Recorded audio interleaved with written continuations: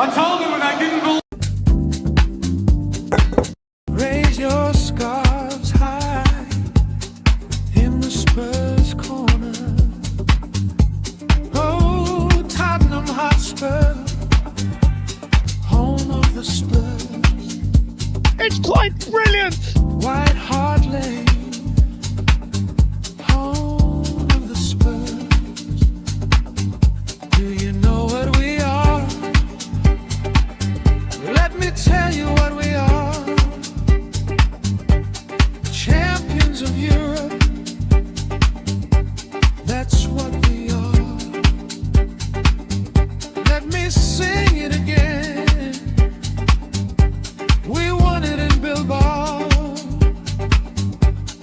Won it in Bilbao. Champions of Europe, that's what we are.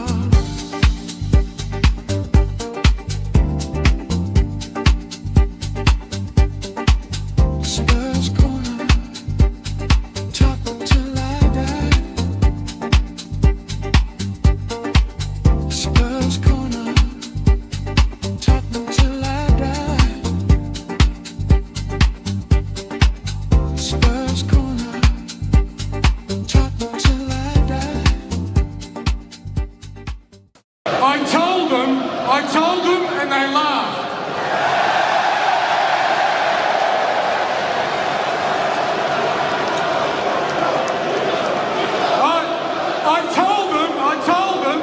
I told them and they didn't believe. But here we are.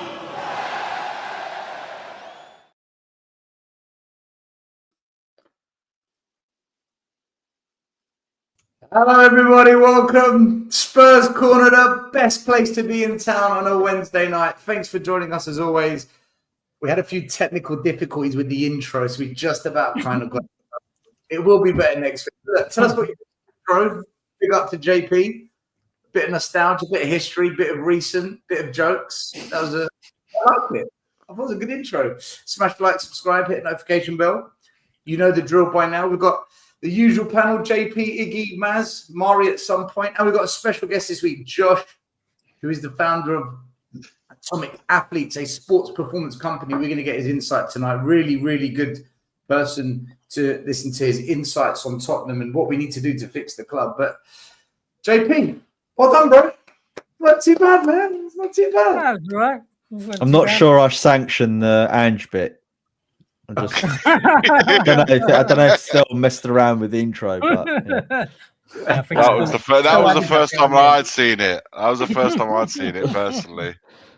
The whole thing. I know, it was right. That was great intro. Well done. The singer's changed from the last one I remember. Yeah, just a bit. It still needs a little tweak, but we'll fix it by next week. We'll fix it. Yeah, it'll be sorted. But no, good to be back. Good to be talking Spurs. Don't know what all the drama's about, eh? But we'll get into it. Yeah, all is good. We're flying. All is good, mate. Flying. How you doing, Iggy? You good? You all right? Good week? Yeah, I'm good. I've been following online and WhatsApps and some groups that I've been in myself. Others I've been put in there, who just kind of out there. Let me just say that I'm still not saying it. Bit out there with the views. But we are a special bunch, Spurs fans. We really are a special bunch. Just the balance is just there's no balance. It's either right or left, and that is it. There's no like in between. There's no fencing, mate. But do you know what? It's a reflection of what's been happening at a club for the last however many years, and the story continues. The story continues because Levy has gone, Ange has gone. The story still continues. I'm sure we'll get into that. But yeah, other than that, mate, I'm good. I'm very detached from the situation at the moment because I'm following it in a really detached view. Call it self-preservation if you like. Well, listen, right? How People, selfish of you, Iggy. How selfish. I of you. am, man. people. We'll get into Iggy's selfishness as the show goes on. But people Yeah. watch the games on the weekend, then they watch the aftermatch shows, they watch the Monday shows, and then they wait for midweek for us to come and give them the truth, right? So they've had 4 or 5 days of info and back and forth debates and arguments, and they come here and we will give them what they want to hear, right? The truth. And also Maz just grilling every YouTuber and creating as many enemies as possible, right, Maz? I don't care. Get in there, son. Maz has gone after everyone in the last 2 days. He's I don't have anything personal against anyone. I'll consider them I've friends, heard. I like, haven't in a watched. sense. But what I would say is I'm not a fan of hypocrisy and some things are just outright lies. You know, I said this. I said what do you that. mean? What do you mean? What are you talking Oh about? yeah, there we go. Yeah, Danny. So I see you, Daddy. my. I see you Oh, going around with your Stelios flip-flopios images. Well, you know what? This is going to be my image now. I'm going to use this one. my bestie Frankie. Yeah, man. Josh, big up to you. Thanks for coming on. I know you live in, you're in America right now, so the time zone's different. Why don't you just tell us who you are, a bit about your background, what your company is, keep it short and sweet, then we'll get into it. Yeah, sure. So thanks for having me on, and pleasure to be on with you guys. So yeah, my history was with the Australian swim team. I was 8 years on the national team, 2 Olympic Games, Olympic silver medal in Sydney. I won a world championship in '99 and again in 2001. So one was individual, one was on a relay, and yeah, retired from sport when I was 31 years of age. And to be honest, I was not a great competitor. I just didn't have that killer instinct that you need to be the best. I was a great trainer, but I've just always had a curiosity to high performance, and just developed myself post athlete, which is a big transition. Now I'm in the US, been here for 7 years. I've got a wife, 3 children, 5, 3, and 2 weeks old. And I mean, just loving being in the States from a sporting perspective. It's just so much easier than Australia for sure on a range of different sports. So yeah, that's me. What is it you do now? You run a performance sports company, is that right? So a couple of things. So I'm on a particular visa between Australia and the US. It's called an E3 visa. And I manage a boxing equipment company, Australian boxing equipment company. So the sport of boxing, gloves, punching bags. We sponsor the US national team over here. We actually sponsor England boxing and GB boxing as well, and about 25 other countries. So that's my employment. But on the high performance side, I have a company called Atomic Athletes that does a number of different things from an individual sport perspective, goal setting, accountability frameworks, and then on the team side, similar sorts of exercises, but obviously in a group setting as opposed to individuals. So, and it's pretty new. I mean, to be honest, COVID was the reason why it sort of started, because in my space, in the fitness space, there was a lot of uncertainty with gyms closing and just close proximity type activity. So I've always wanted to go into this sort of space and sort of elevate individuals and teams to be better than what they currently are, and that's what sort of drives me.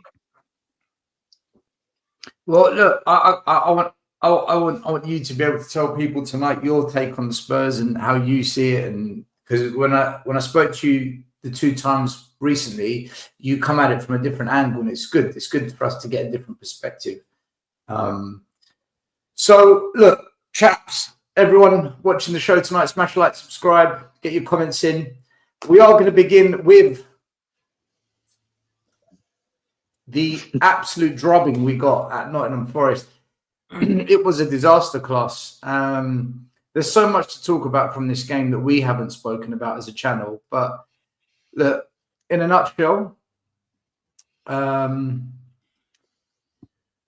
starting lineup was strong. We went with a starting lineup of Vicario, Simmons, Richarlison, Gray, Romero, Kudus, Porro, Spence, Bentancur, Van de Ven, and Moani. The only real players you might say could have started were Bergvall and Paulinho. Other than that, that's pretty much what most fans thought we'd go with. And we got battered 3-0. And Forest deserved to beat us as well. I think the concerning thing is that off the back of that game, you look at the bottom of the table, we couldn't beat Wolves. We lost to Bournemouth. We've just lost to Forest. We narrowly beat Leeds by a goal. So even against the bottom six, we are looking shocking. And again, guys, you know, XG, everyone keeps talking about it, but against Forest, it was 0.37. Against Arsenal, it was 0.06. Against Chelsea, it was 0.1. Against Wolves, it was 0.91. The common denominator is we can't get an XG over 1 in a lot of games this season. We are now like the lowest for XG. If you care about XG, some people don't.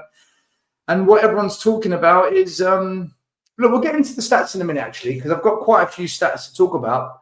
But what's happened off the back of that game is now everyone's saying, what was the point of sacking Ange if you're going to bring in Frank? Because this is a sideways step. But then you've got a division in the fan base saying, no, it's the players. It's the players who are at fault. The players are crap. But then if the players are crap, why change the manager? But then some people say, no, the manager was part of the problem as well last year. But then surely then that means the manager is part of the problem now. Look, it's a mess. We're divided again. We're arguing over managers, players, ownership, transfers, Levy. JP, right? Surely we are better than what we did against Nottingham Forest. There's no way we're that bad. Absolutely not. You know, if you look at that team, you would say that on paper they should perform a hell of a lot better than they are. Definitely in the Forest game. There was just no lack of urgency, or there was a lack of urgency. There was no oomph. There was no desire in there at all. It was like literally a kind of a nothing performance. And it's not the only one we've had this season. We started off pretty much the season like that, and I know we won a few away games and stuff, but the performances haven't really been there. There's been the odd game here and there where they've pulled out a decent performance, which then makes you believe, look, these players have got it in them, you know. But it can only be down to the manager, right? In terms of what you were saying earlier, as there was no point sacking Ange. Unfortunately, I have to say that I do believe that the right decision was made there, because finishing 17th in the league, the way we were playing football last year, while it was a little bit gung-ho, we literally took the piss out of them because we called them tap-in merchants. It was literally get the ball to the far post and whatever the winger on either side would almost just tap it in. We were ridiculing them about the high line in terms of that defense, kind of like the way it was. So going through that again for another season, I don't think I could take it, right? To be honest with you. Now, I was quite adamant that, do you know what? It's time for him to go. It's time for us to get somebody else in who can be a bit more methodical about it, a bit more pragmatic about it, be able to defend and also attack at the same time. It's dearest to do. We can't go through that again. We have to go and get someone else.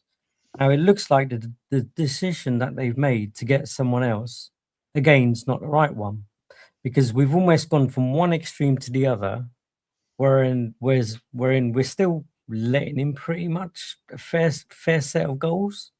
We're not scoring goals, not from our forward line for sure. Now, again, we have made big claims to say that forward line is absolutely dross. However, we have got Kudos, who has improved that forward line from last year. We have got Mawani, who, in fairness to him, what I will say is the fact that he hasn't really been fully fit, right? He's missed games. He's come on as subs. He's had 10 minutes here. He's fractured his jaw or his nose. I can't remember what it was, where he wears a mask now. So he's had a real stuttering start, but in him you can see potential that he's got the ability to take a man on, he's got the ability to run a trick, and he's got the ability to play a ball, which is more than I can say for anyone else up there. So it's slightly better in terms of the forward line than last season, but we are playing a totally different style, absolutely different style. And I know we had this whole conversation with Iggy last week about the fact that Johnson he was still the top scorer, but in a way that played to his strengths, the system last year. This year, I couldn't tell you what our formation or what our system is or what our plan is, which I think that's the other confusing thing. And I'll be honest, up till yesterday, I obviously wanted Frank to do well. I liked the way he spoke before. I liked the way he understood football. I understood he was at Brentford. I understood he didn't win anything, but everyone needs that opportunity to be able to step up. In terms of where we were to go and get a manager, I can't see us getting a top manager to come in now, unless we go and pay big bucks. And we also confirm to them in writing, in a written statement contract, that we're going to spend this amount of money on you, or we're going to buy 5, 6, 7, 8 players in that first January, not necessarily January window, summer window. So when we start next season, we're going to go big, right? So on paper, that team should be doing better. And I think I flipped on Frank from that last game against Forest. We're 2-0 down and he brings on Ben Davies. Don't get that. Don't understand that. I can't even make up a thought or an excuse for why you would want to do that. Because I don't believe Jed Spence was injured. Iggy, JP, let me bring Iggy in, right? Listen, I agree with pretty much most of what you've said.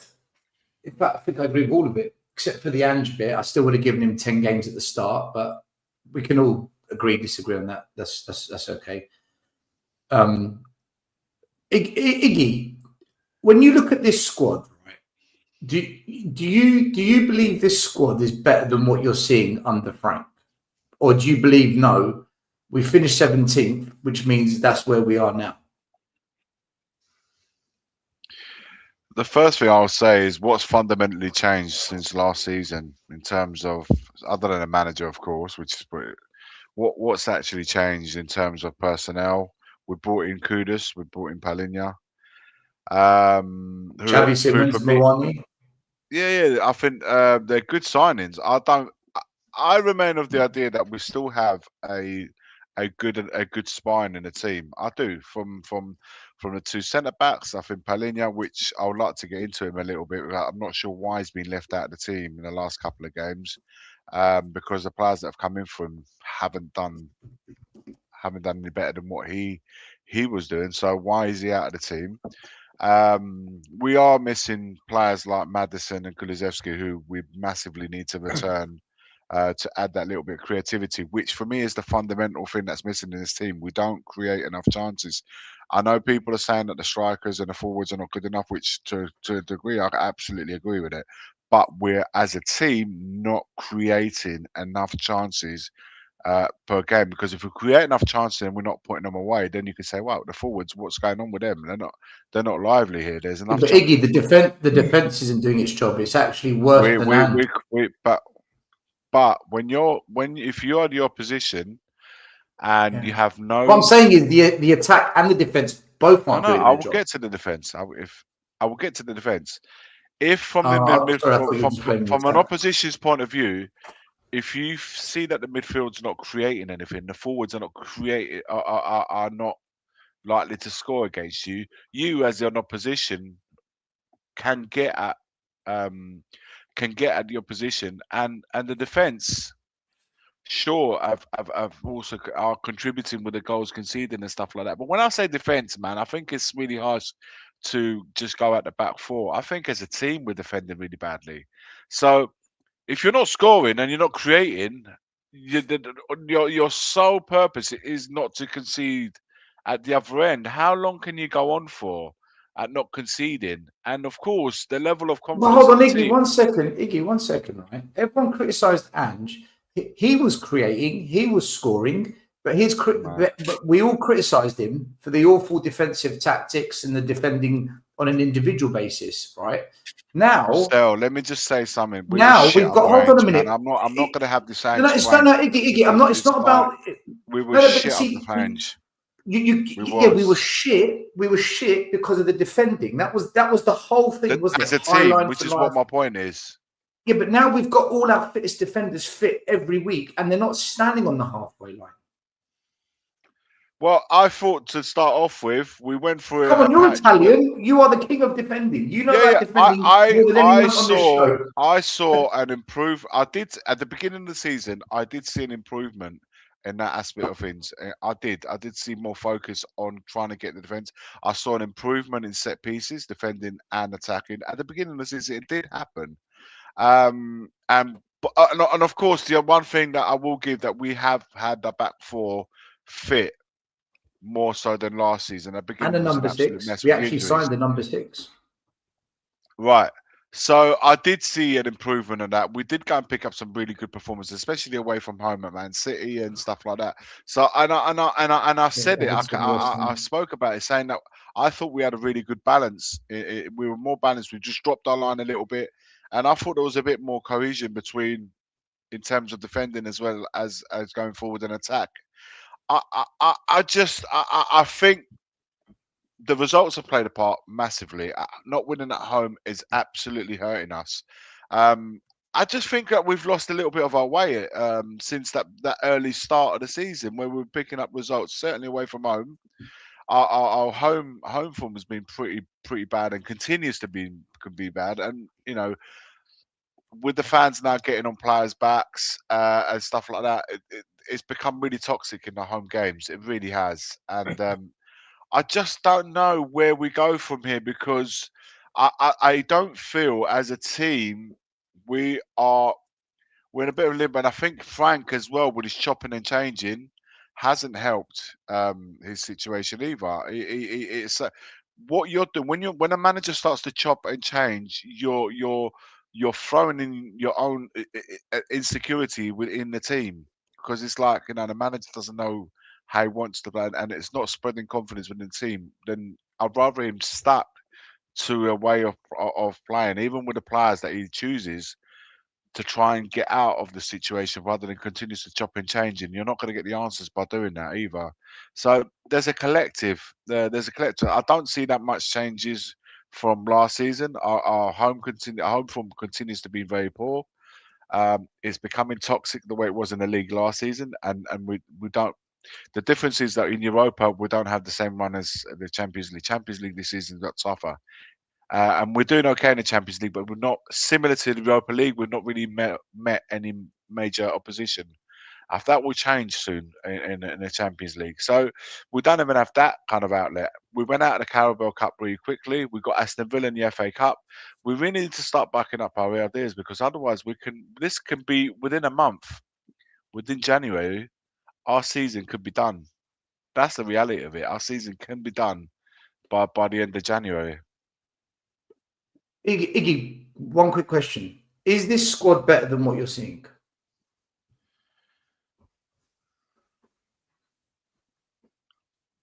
You think we should as in like we should be in a champ, like make top 4 this season? Is that what when you watch us play and you see how we attack, how we defend, how we move the ball, how we performance? No, of course. control games. I'm asking you, is this squad better than what you see? Forget the stats and the data. When you watch us, do you believe the players that we can choose to play, do you believe they're better than what you're seeing? It's not a trick question. I'm not trying to catch you out. Fans are divided. I'm thinking because I've not seen these. I haven't seen a good enough performances for a long while. We should be doing a bit better than what we are. We definitely should. Well, that's my question. That's my question. We should be doing better than what we are. We're not worse than these teams that we played, and we're better than what we showed at Nottingham Forest this weekend. There's no two ways about that.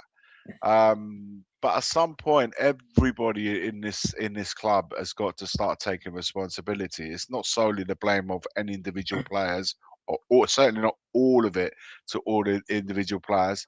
The manager's got it's a collective. Football is a collective sport, and it's a collective blame if things are not going well, and only they can turn that around. So we should be we're better than what we showed because we're talking about Nottingham Forest Spurs. We're better than what we saw against Forest. No two ways about that. We showed a lack of character. We didn't bounce back from 2 goals. We went 2-0 down and we showed no reaction in either of the goals that we can say. Forget the third, because once the third goes in, the game's over. But I'm talking about there was no reaction after the first goal, no reaction after the second goal.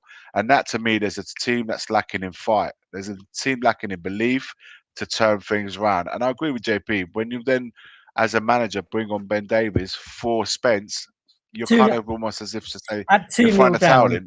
I took it that game became about giving other players minutes than actually trying to turn that game around. At any point in that game, I didn't feel it was ever going to turn around. Imagine, Iggy, imagine so Mourinho. There's a lack of belief. And imagine at 2-0 with 30 minutes to go. In fact, let me go to Maz. Maz, imagine 30 minutes to go in a game of football. You're 2-0 down. Plenty of time to get 1 goal, and you never know what might happen. Imagine if Mourinho, Conte, Ange, or Nuno, with 30 minutes to go, 2-0 down, brought on 2 defensive players when he's got 3 attacking players on the bench. Whether the attacking players are good or not is not the point. Imagine Nuno, Conte, and Mourinho did that. What would the fan base's reaction be to that? Well, they'll just be apoplectic, wouldn't they? I think the point is about the forwards being on the bench and whether they're good enough.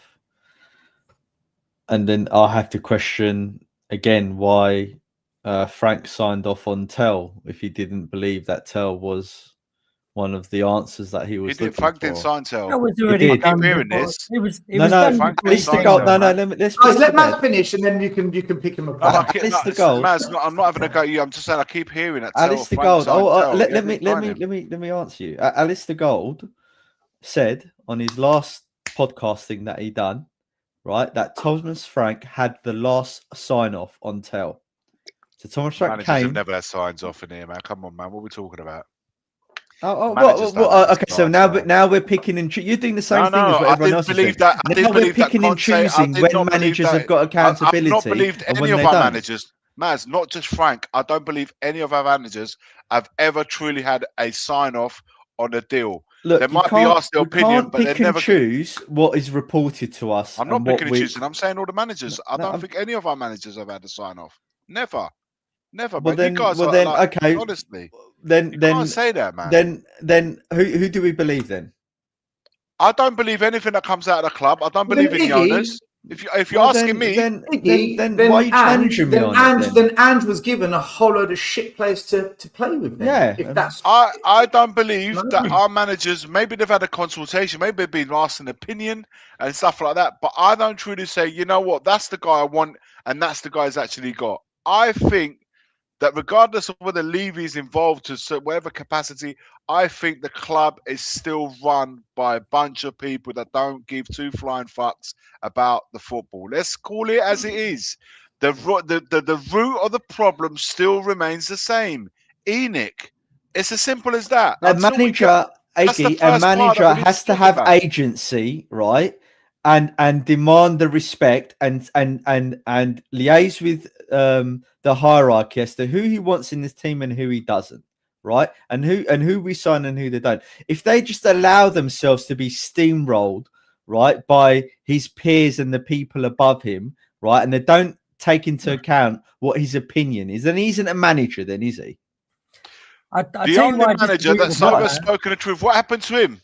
Whenever he went against the club, what happened to him? He got sacked. No one's going to do the same. That's not the point I was making, right? The point I was making. One second. Let me just speak still, right? The point I was making. That's what I'm saying. Let Matt finish. Sorry, I know I put you a bit off track, man, but I'm just saying Conte did what he did, and it's got him the sack.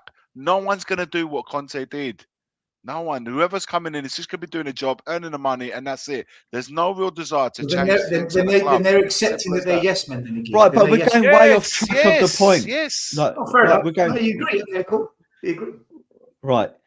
The fact that Frank, right, has signed off on the forward players that we have at the club, and he didn't feel at that point in time then worthy enough to come in to try and change the result when we were 2-0 down with quite a lot of the second half to play.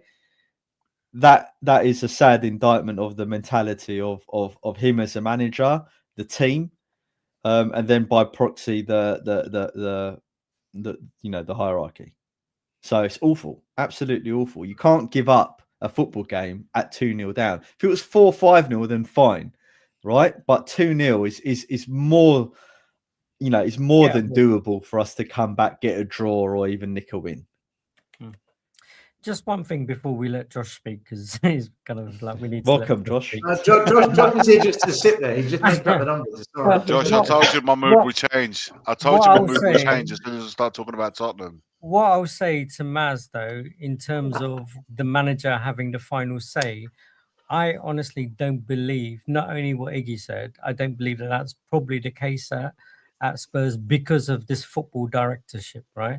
Where we've got a football director, this person's meant to be there to be able to steer the direction, the formation, the style that the club wants to play in, and the managers that come in will just fit into whatever style we want to play. Ideally, we want to be going out and getting managers for that particular style, right? So that they can just carry on and almost be a piece of the jigsaw. So I don't believe that. Okay, there's two parts. Will have JP. a final say. There's two parts to this. One, are we saying that Alistair Gold is completely non-credible? No, fine. But what have I told you about journalists? Let me just finish the point for crying out loud. Who are you asking a question?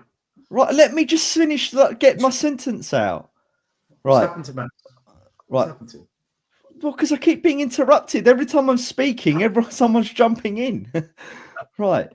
One, we're questioning the credibility of Alistair Gold. I are on the side of of him not being a very good journalist. So I do agree with you that for me he doesn't have great credibility, right?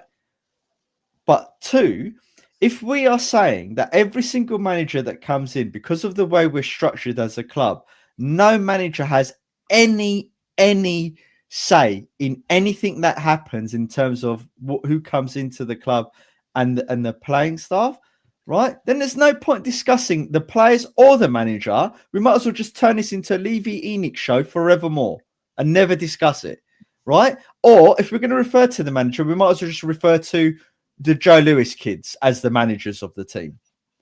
But that's what we're saying when we say that. You can't alleviate their responsibility and accountability, right, for the players that come in. They're an integral part of that whole stream, right? If there is a transfer council where they get together and agree on the players that come in, and they don't take him as one of the major factors of the yes or no decision, then what are we doing here? Discussing the manager and the players? What are we doing here? No, John, but it's a serious point. Finished. I will answer you. Let's get Josh in. Josh, you listen. By the way, we like this every week. Okay, this is what we do. This is. I watch. I was going to say, if people aren't, talking over the top of me, I don't feel included. So please just go. Treat me like the rest of you guys. It's probably going to happen. Listen, Josh, I won't ask you a question. Right? You've heard the different takes. What are you seeing right now? When you look at us play, when you watch us get battered by a team in 17th place, when you watch us with all these statistics that are quite bad and the whole Ange conversations coming back into play, where are you at with it? Or what are you seeing? Well, if we talk about the game on the weekend, when we had that mishap between Vicario and Gray, the game finished then, in my mind, because we are so fragile mentally that things like that we can't come back from. It's finished. I mean, what was it, 6 minutes or something ridiculous? So you can just wipe out the rest of the match because we don't have the fortitude. Like I've watched a lot of Premier League this year, and some games that stand out was the last 10 minutes, Sunderland versus Arsenal. I mean, what a 10 minutes of football. And Sunderland gave everything they did to get a draw.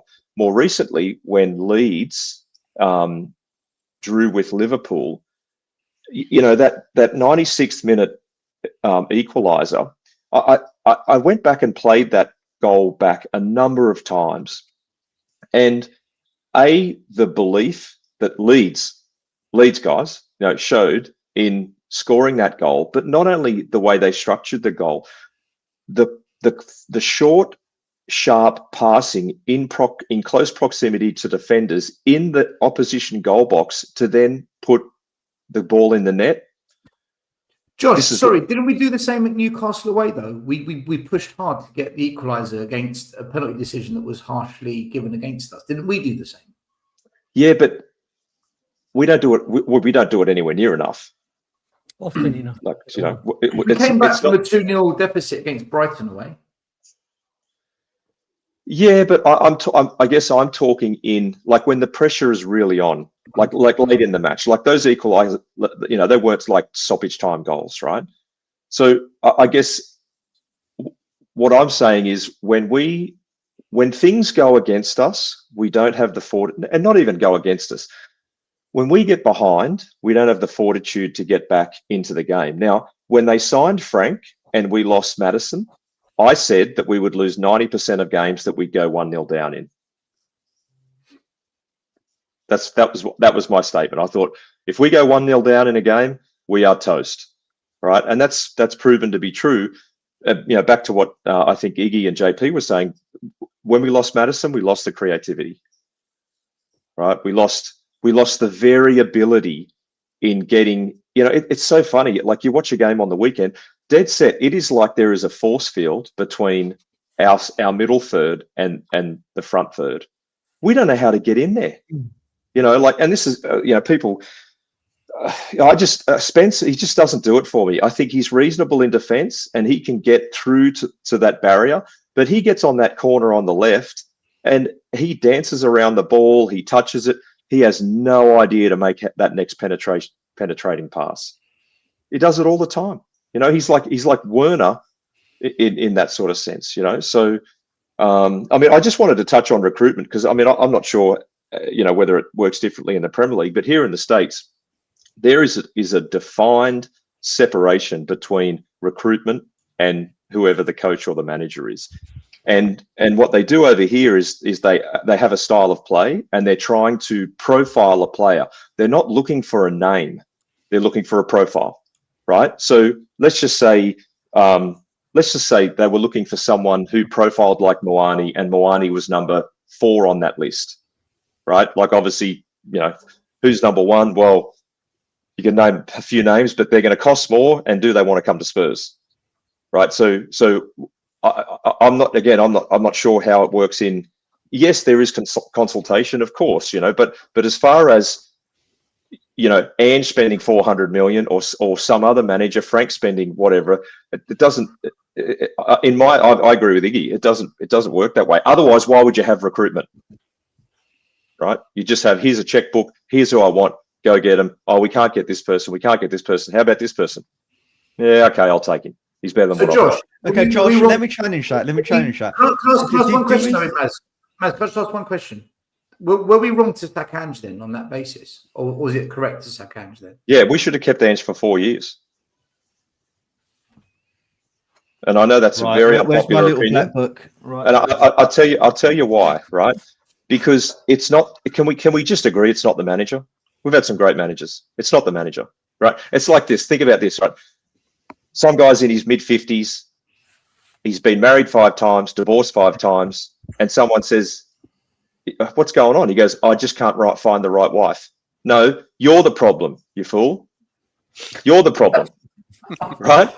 Josh. So the club is the problem. Yeah. So Josh, we agree because we've been saying this. We've been saying this. We were one of the first channels to highlight this leave out. Yeah. From the very beginning. We agree. However, what the current narratives that are happening now is that none of the issues that we're seeing now is anything to do with Frank, and that I can't accept. Right? Each component of the club as a whole bears responsibility. Right? The weighting might be different in your eyes. So I would say, let's say 60% the board, or 70% the board, 15% the coaching staff and the medical, and 15% the manager. Or you can change the percentages however you like in terms of what the weighting should be in terms of accountability and responsibility of the various different things of the club. Yeah. But what I would say is this: the really successful clubs and the really successful managers, are we seriously saying that those managers, Alex Ferguson's, Jose Mourinho's, the Contes, the Klopps, and whoever else we're going to add into the mix, they didn't have a say into what types of players came into the club? And because all of us are aware of the American style of identifying and recruiting players and profiling players, and how that's been incorporated certainly into Europe, and how that's filtered into football in Europe.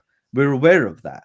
However, if there's a committee, a transfer committee, and the scouts come into that transfer committee and say, here's the players, and then the directors of football review it, and then they say, yeah, we agree with your assessments on these players in terms of the profile and criteria we're looking at. Then they go to the manager and say, right, these are the players we're looking at.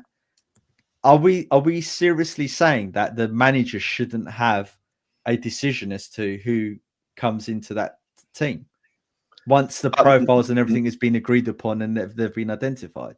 Yeah, absolutely. They have a decision, right? But they don't lead it. They don't takes the bullet if things go wrong? Well, this is the problem, right? Right. Spurs it is, massive. That's what I was saying. It's not the manager. Right. So this is where I have a problem, because the really great managers, they don't allow that system to steamroll them. Not at Tottenham, though, right? At what clubs are they from, Maz? Yeah, not at Tottenham. No, I know at Tottenham the managers are victim to it, but the really great managers at the Uniteds, the Liverpools, the various other clubs. Yeah, but we're a very rich club, Josh. Yeah, but we don't spend like we are. Well, again, that's for me, it's a separate issue. We're just talking about at the moment whether they say yay or nay to the players coming in. Yes, like, can I weigh in on this a second? For me, I agree that Enoch and Levy, well, he's gone now. The problem, I've never bought into this Charrington guy coming onto the board, an investment banker, Vinay, who's got Guna Arsenal blood in him, and Joe Lewis's kids getting involved as if they're anything special. Oh, but they love the club. I love Porsches. Doesn't mean I can race them, right? I've never bought into this new structure. I've never for a second said this is all new and it's going to be exciting. I need to see it before I believe it. But as much as the owners think, and they don't care the way we care about the football team, I expect something from the manager. I don't, and I've said this many times, guys, I don't expect Frank to get top four. I think it's a miracle to do it. It's just not possible with this squad. But the performances and the results in a third of the games, half of the games I've seen this season, for me, as someone who coached for 12 years, that is on the manager. I've seen games this year that the manager has been poor. But do I think that we should be top four? No. If Frank finishes 6th, 7th, I'd say, do you know what? That's kind of what I expected. But to be where we are now, that isn't just the board for me. That is the coach as well. But let's see where we finish at the end of the season. Is that a fair place to be, guys? Is that a fair assessment to make? Yeah, absolutely. Look, my camp is I blame everyone at the club. I blame the board a lot more than what I do Frank and the players and everything. However, there's no one that can escape the firing line from my point of view. They're all responsible and accountable. I agree with that. Right? What I can't accept though is alleviating Frank of any agencies, alleviating Frank of any responsibility and agency as to who plays in the team. Right? what players come in and stuff like that. Because if that is the case, then there's no point having Frank or the coach or anyone. Just let the board run the damn team. This is why Mourinho got sacked, right? Mourinho turned around to Daniel Levy when Daniel Levy was saying to him, rest this player, rest that, concentrate on the league. And he told him to go and do one. He says to him, you manage the team. Conte had butted head with our board because of, one, how they recruited, and two, the quality of the players. These are the managers you want, because to fix the problems that Josh is rightly identifying, and I agree with Josh on that, right? You need a strong figurehead to do that. And you can't do that without having a strong figurehead. I was successful in my corporate life, right? Because I had, I guess I was very strong-headed in terms of how I wanted to manage my P&L, who had the size of my teams. Yeah, but right? Maz, did you have ambitious? Did you have ambitious bosses though that saw what you were saying and said, and even when they made decisions, you were allowed to be that person. Exactly, but even and here's where I don't accept that the coach / manager doesn't have agency, because even when they made bad decisions that overruled me, I still fought back, and they still blamed me, but I still fought back, right? And that you sound like the Ange Postecoglou of the corporate world. Not anymore. Not anymore. That's what you sound like. The big difference is Ange Postecoglou for me is a serial liar. He can't. For me, when I don't know if you watched Tottenham away before we. I did, yeah, down, I did. Right, but for me, I noticed that Ange Postecoglou, when he came out of Spurs, he just was lying all the time, or his messaging was so inconsistent. 1 minute we're going to challenge for the league, the next minute just be happy that we're up there competing, the next minute it's this, that, and the other. Other than Conte, they all lied. Other than Conte, they all not to the degree that Ange did. I won't ever accept that. And I can't remember all of the things. Ange did it with arrogance as well. Like, he would belittle the reporter. He'd do things like that, and he kept moving the goalposts a little bit. But he was proven right in one thing, and he said he will always win the second season, and that he did. Can't take that away from him. It's a fact, right? My thing is this, right? This is where I agree, Maz. The board are number one. They're the one that set the tone. In any form of in any line of work, in any line of business, that's the tone is set by the owners. They appoint the people that they want to carry on that message that comes from up above, to whether it's their philosophy, whether it's their style of business, whether what it is that they want to achieve, right down to the kit manager, or whoever you want, right down to the stores, how they manage and everything else. They set the tone for all of it. Now, if we want to talk about I don't call him a manager, he's a coach, because nobody's a manager anymore at a football club. You have coaches that run the football team. This is what they all are now. What the job of a coach, in my eyes, includes Frank, is to get the maximum out of the players. Doesn't matter what ability, because let's have something right about our team. We are the only team in the top 6 with mixed abilities, right? Every other team have a level of ability, and then you have the 2 or 3 stars. They're the ones that, like, they're the icing on the cake. Like, you look at Chelsea. I watched Chelsea last night. Even with the changes, they had a really good solid base, and then you have the sprinkles of the stars, the Casados, the Netos. They're the ones they're the apple of the eye. Palmer. Yeah, Cole Palmer. But the players, essentially, they're still at a very, very good level from front to back. We look at our team, we have a massive mix of abilities, okay? I can agree with that. Our squad can be better. It should be better. It should have definitely improved a lot more than it did last year, because we finished 17th at the end of the day.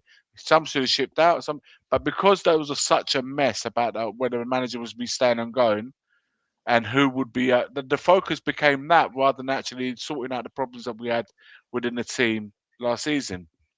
So, going back, the coach's job for me at any level is to get the maximum of the players that he has at his disposal.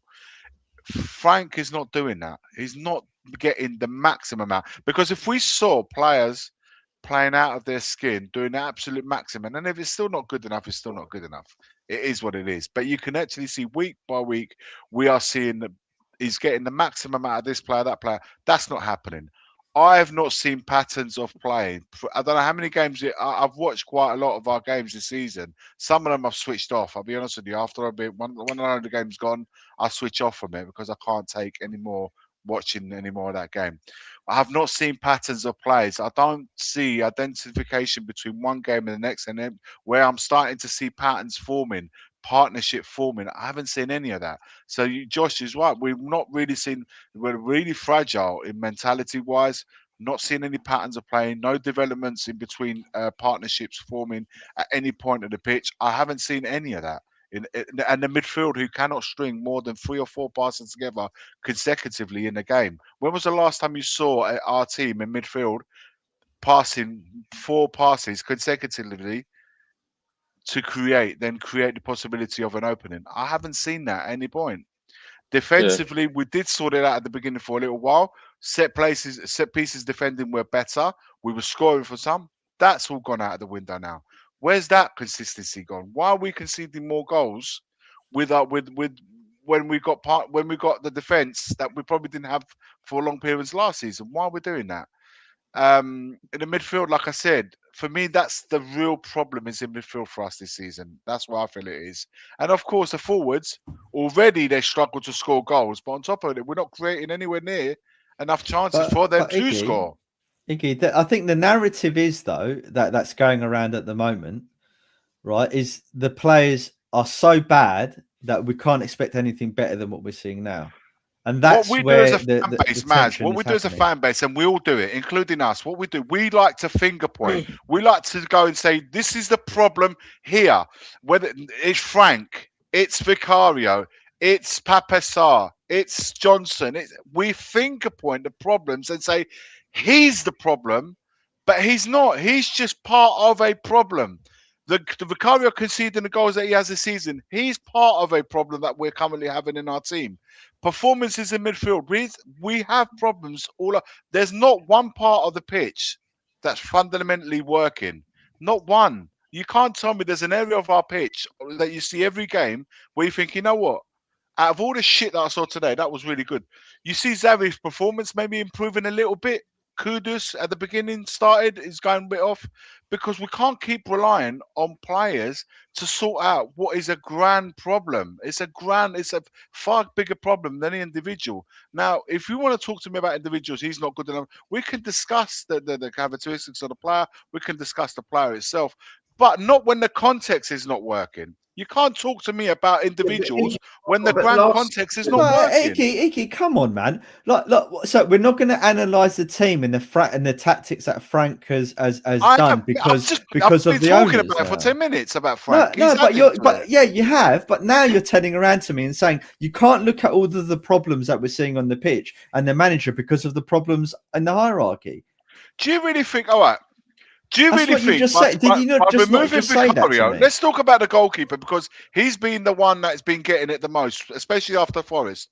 You remove Vicario and you put Kinski in. Kinski's a good goalkeeper. He's a good goalkeeper, no doubt about it. But do you really think he's going to resolve the Tottenham issues that we got in conceding goals? But he could make better decisions, though, Iggy. Maybe, but do you think in the course of Vicario wasn't to blame for that goal, by the way?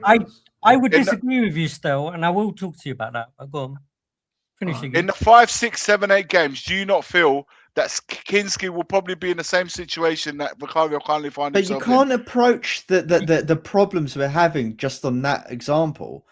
You can identify any player and say, do you think this one player changing will change the fortunes of the team? Right? You can't approach what we're seeing now in that way, Iggy.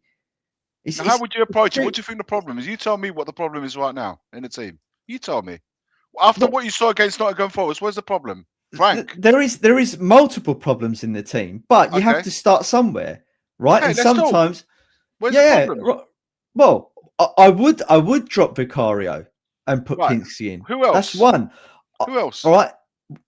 I would play Spence in his proper position for a start. Right. I would move Porro further up the pitch as well. Right. Depending on the formation we're playing.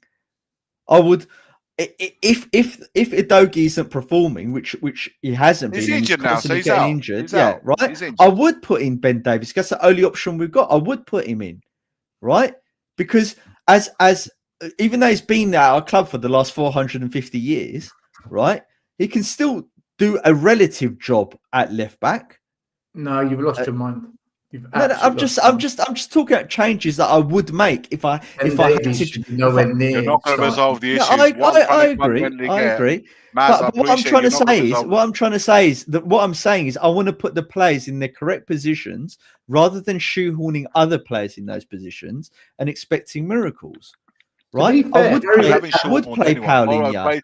Paulo's playing in his position. The goalkeeper, Spence is playing left back right now because Udogie's injured. Remember Harry Redknapp? Do you remember Harry Redknapp? He moved Gareth Bale further up the pitch and it completely changed him as a player. No manager has yet moved Porro. Yeah, but he didn't move him to the other side of the pitch. At Lisbon, he was playing much further and much more advanced role than he's ever played at Spurs. Porro, a lot of fans have said, why don't we try Porro further up the pitch as a more right winger? Redknapp did that with Bale. He moved him from left back to Why left is that? wing. Because our right wingers are shit. No, because to get more out of Porro. Look, you asked me to give you examples of what I would change, and I'm giving you. I would if we don't want to play, guys. Porro's a win, but we bought him as a win back.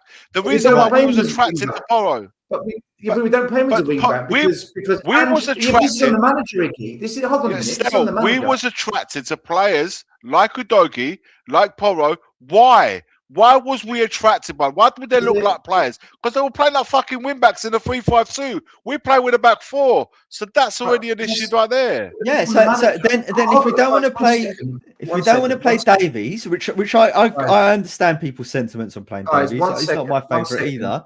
Hold on. Right. This is mad.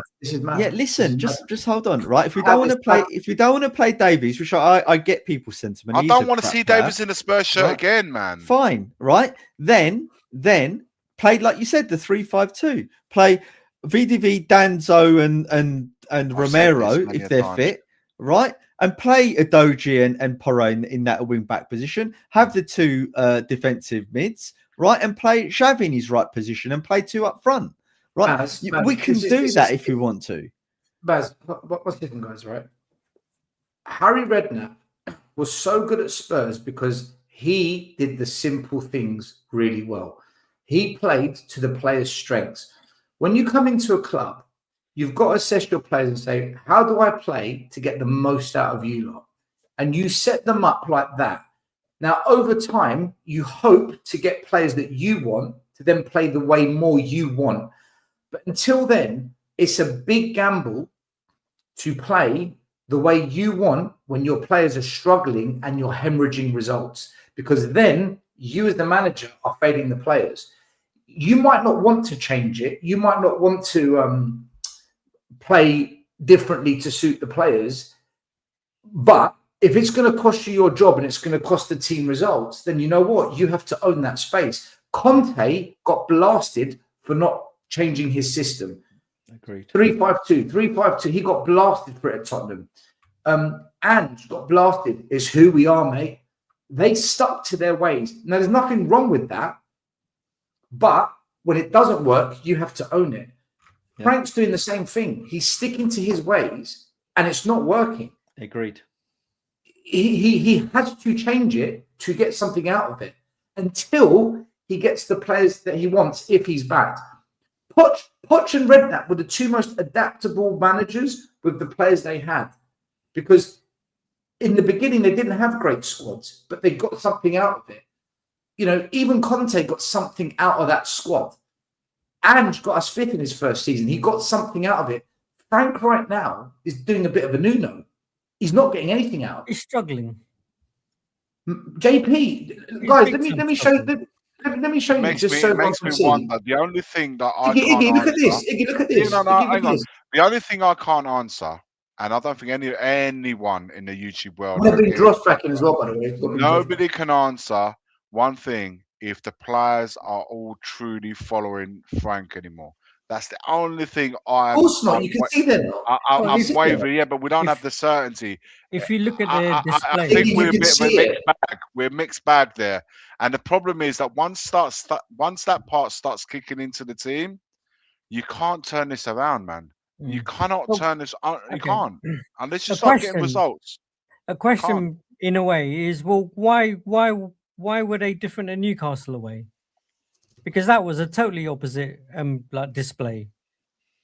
Why are they only up for some games? Yeah, but Newcastle aren't Newcastle last year either. No, but we always They're get struggling. pummeled there. We always get pummeled away at Newcastle. It's a hard place to go to. To Yeah. be able to get a result there is quite a big thing, even for us. I want to speak to what is it okay? Sorry, you go, Joppy. In some games we play all right, and then everyone praises the players, and then suddenly they turn out to put in a result or a performance like they do against Forest, and then everyone's on the players' backs or kind of like more on Frank's back. It is a difficult thing. It's because fans are desperate for something positive. So when you give them crumbs, they treat it as if they've been given lobster and steak, and they overhype it. Oh, it's amazing. We're back. We've turned the corner. No, we haven't. We're still shit. It's the same, but it's the other same thing I want to call out here also is the fact that everyone's going, oh, Maddison will be back. We miss Maddison. We miss Kulu. We miss Solanke. When they were here and playing, everyone was calling them crap and inconsistent. So suddenly Maddison was injured. No, before parts of last when season as well. Maddison was playing, everyone was saying we should get more out of him. He swivels too much, and stuff like that. And people will forget all about this but because he's not around. Josh was going to say something. Yeah, no. I ordinarily with what Iggy just said about Frank losing the dressing room, I think I would largely agree with that. But in this case, I think there's an option, and look, I think they should be doing this. If they're not thinking about it now, they certainly should be thinking about it by the last half a dozen weeks in the season, is they need to make Mickey captain. And if that disenfranchises Romero to the point where you have to sell him, then so be it. Right? And the reason I say that is because, when you look at Mickey, he's an incredibly unique player. He's got unbelievable speed. He's got courage. He's easily the most consistent performer. Like if you were to say across our first 11, who performs the best most often? He is light years ahead of anyone else. Right? Yeah. He's got presence, right? Like he's a player that any other player in the league would fear. No one wants to go up against him in a attacking defensive situation, right? Because he's a beast. If you don't offer him something like that, I promise you, either maybe not the end of this season, but next season you'll lose him, right? We need Mickey's the sort of player that you can. Yeah, he may well be. He may well be, but if you want to get the dressing room back, it can't come through Frank because he's not a powerful enough character and leader to do that.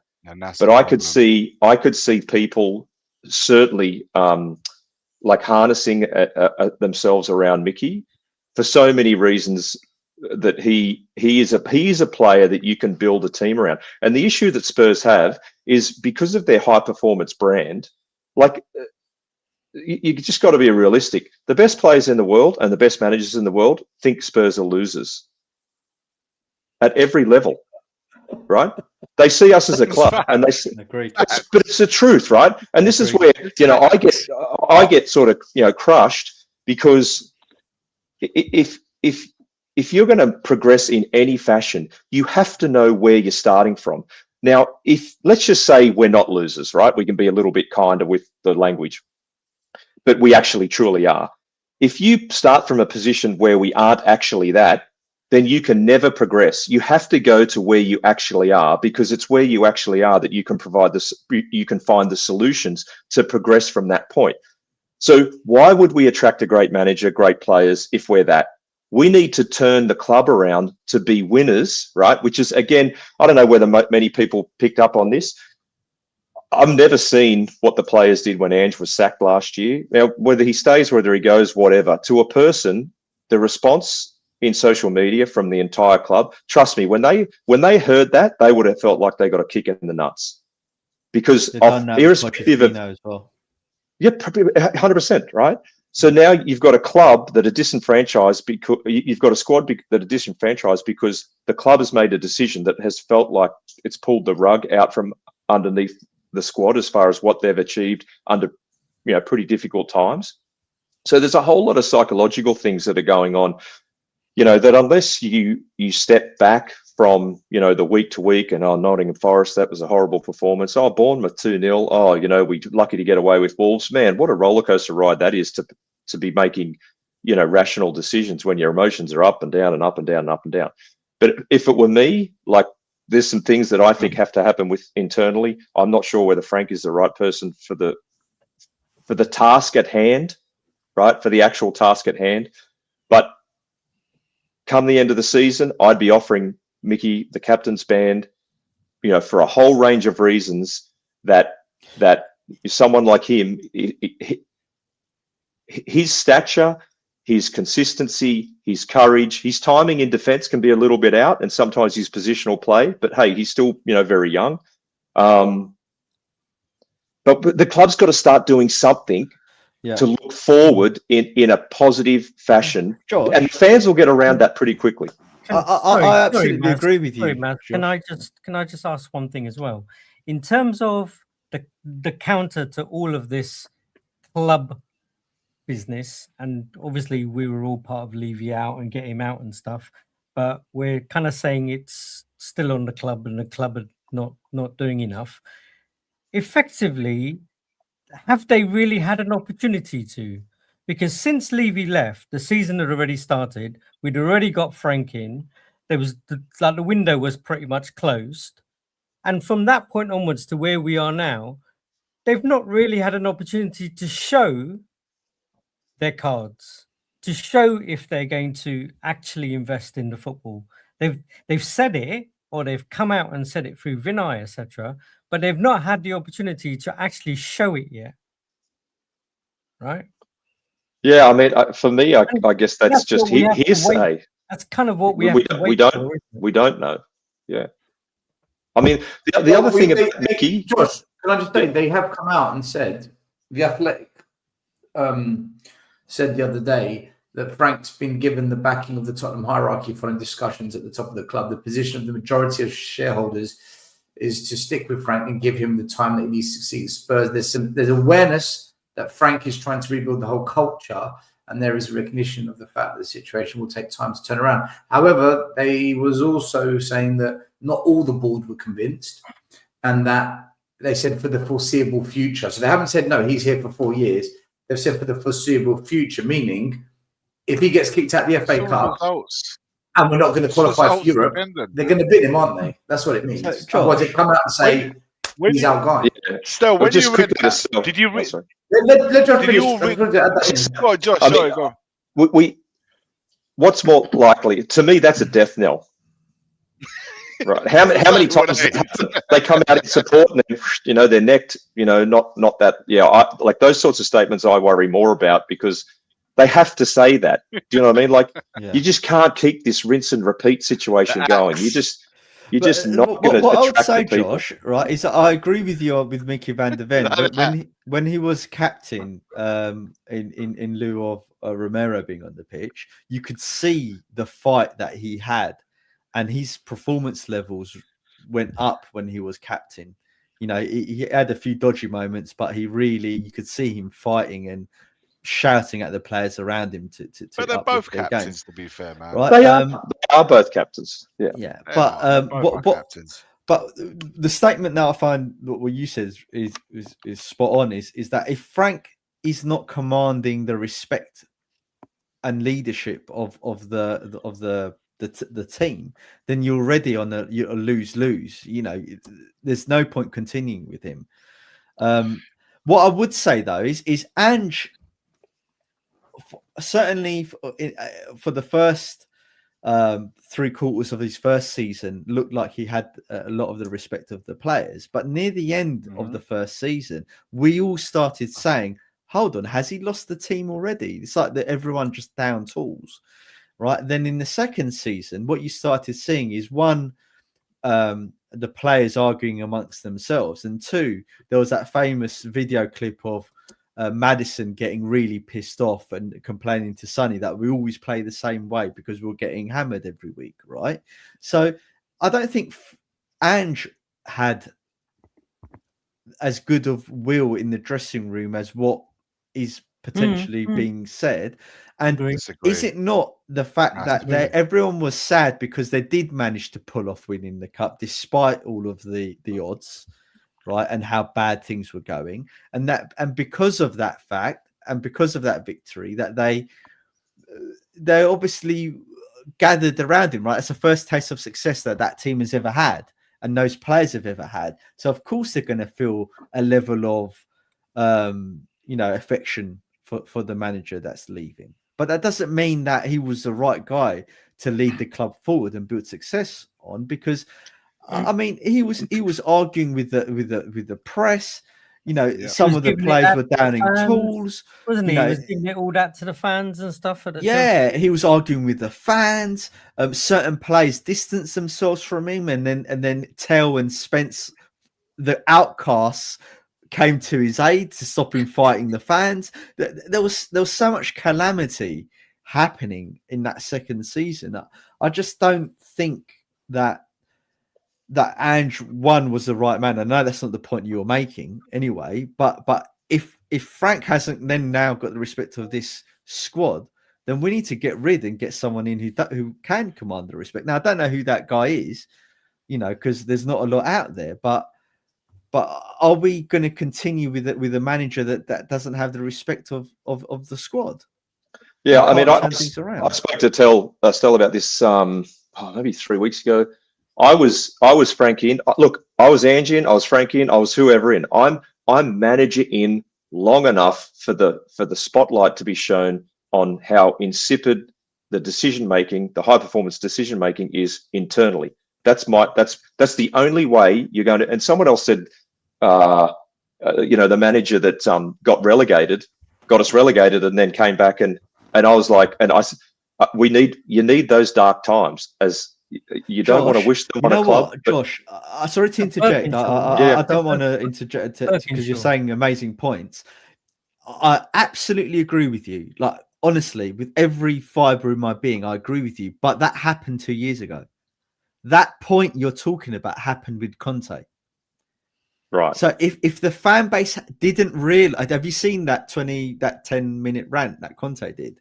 That 20. I've seen bits and pieces. No, you need to watch that, because that was the major inflection point of the club, where the whole fan base should have realized what this ownership is about, what this club is about, and how we need to change. Yeah, look, let me just go back. Birkinshaw, right? Yeah, Birkinshaw. Yeah. Here's why I think Ange was the right person for the job, right? If you go back and track his managerial career, I think he retired from football at 27. His first job was South Melbourne. South Melbourne were nowhere. He took them to the national title. So I want to use that as a springboard to what has happened cyclically over his career, right? So he goes into South Melbourne, and this is as simple as it needs to be to get an organisation to win, say, the Premier League. You get rid of you get rid of who you need to get rid of. You bring in who you need, and you elevate those that you have, right? So you get rid of the chaff, you keep the wheat, but the people that are staying, you elevate them. Okay, so he did that at South Melbourne. Then he did that at the Brisbane Roar. Then he did that with the Australian team, took them to the Asian Champions League victory. Then he did it at Yokohama FC, 17th halfway through the season, won the league the next year. Then he went to Celtic. They were in disarray, and people say, oh, but it's the Premier League. No, it's human beings and it's football. That's it. It's not, it's the Premier League, that's wonderful, this or the other. No, it's human beings and it's football, right? So if you want to profile a human being, and there's, I'm sure there's tons of other, managers out there that are doing this or have done this, right? That's all that needs to happen. You come into Spurs, you get rid of who you don't need, you bring in who you do, and you elevate who you got. If you do that, now here's the thing: that takes time. And I'm not saying that he would have done that. I'm saying historically that's what he's done with clubs. And if you think that Tottenham, because it's a bigger club, because it's the Premier League, I just don't agree with that theory, because, like I said, it's human beings, which he's very good with, and it's football, which he's obviously very good with. But has he been anywhere long enough to take that to the next level, Josh? Because he's like literally been there. Like a lot of places, from what I recall, he's kind of almost been there 2 years max, I think, and then kind of like moved on for whatever reasons. Well, I think South Melbourne was 3 years. Brisbane Roar was, I think, 3, maybe 4. And look, I will say, and this is, again, another thing that I like about him, he never gets comfortable, ever, right? Like when he's done what he thinks he can achieve at a club, he's gone. And man, I got to tell you, when he resigned from the Australian job, man, that put a lot of people's noses out of joint. Before the World Cup, qualified for the World Cup and then resigned, and even I was like, mate, that's a ballsy move to do that. Why? Because in his mind, he wasn't getting the support that he needed to take the team to the next level. He wasn't getting the investment. Okay, this is not going anywhere. Where else am I going to go? Okay, I'm going to go to Yokohama FC. They're 17th. They look like a good project. Did what he did there. And that's the other thing. You imagine going to, I don't know if you guys have traveled to Japan. I remember I went there in 2001. It was a long time ago, but I had the feeling that if I was there on my own, I wouldn't survive a week. The culture is so different. The language is so different. No one speaks English there. Nobody. No, they're beautiful people. They try their absolute best to accommodate you, but the frustration, because the cultures are so different. So he goes there, everything's done under interpretation. You know, like, the complexities of a role like that, but then that led to Celtic, that led to, look, I'm convinced if Ange had have been given the right amount of time, he was the right character for the club, because he would have identified all of the things that the club really don't want to identify to become, what they can potentially become. It definitely had the character for it. I'll give him that. Well, Conte Ange drove me crazy in terms of the football and the style and the stubbornness in not addressing certain situations that were really, really obvious on the pitch, right? Away from that, and I know, and I agree with Maz, because we've had this conversation last season in terms of moving the goalposts, in terms of the post-match interviews, and how he drove us crazy in how wild he can be, even with the journalists that he was talking to. But the one thing I liked about him, the one thing I did like about him, that he had a straight back, man. He if you pushed him, he pushed back. And this is just, I'm going by what I think and what my feeling is when I see Frank right now in the post match and some of the wild things he has been saying, like, it's almost as if he's not inherited a team who's just won a Europa Cup, but a team who's just come up from the third division. He's coming across like in what he's saying and in his stances, and sometimes even his own demeanor when he's in front of the TV. And that's a communication situation. It's not everyone's forte. Like, Ange had no problems with being in front of a camera. Other managers maybe are not as good as in communication. But for me, his body language and some of the stuff that he comes out, if I was listening to him as a player, I wouldn't be feeling too much confidence coming from what he's saying as a player. And I think that's a massive issue. Now, with Ange last season, there was a lot of situations, like Maz brought up the Leicester game with Maddison and what he was saying to Sonny. That was like we was playing shit. It was in a bad results, and things can be said amongst players. I think, in fuck's sake, this, that, and the other. But I do think, though, as a whole, especially leading up to winning that game against Man United, that there was a unity and there was a relationship amongst players and manager, which united us a little bit. I just don't see anything of that in this season. I don't see anything that's making me think there's a unity there. There's a will to fight. There's a will to result. There's a will to go against the odds, to change the result. To fuck's sake, we just gone 1-0 down.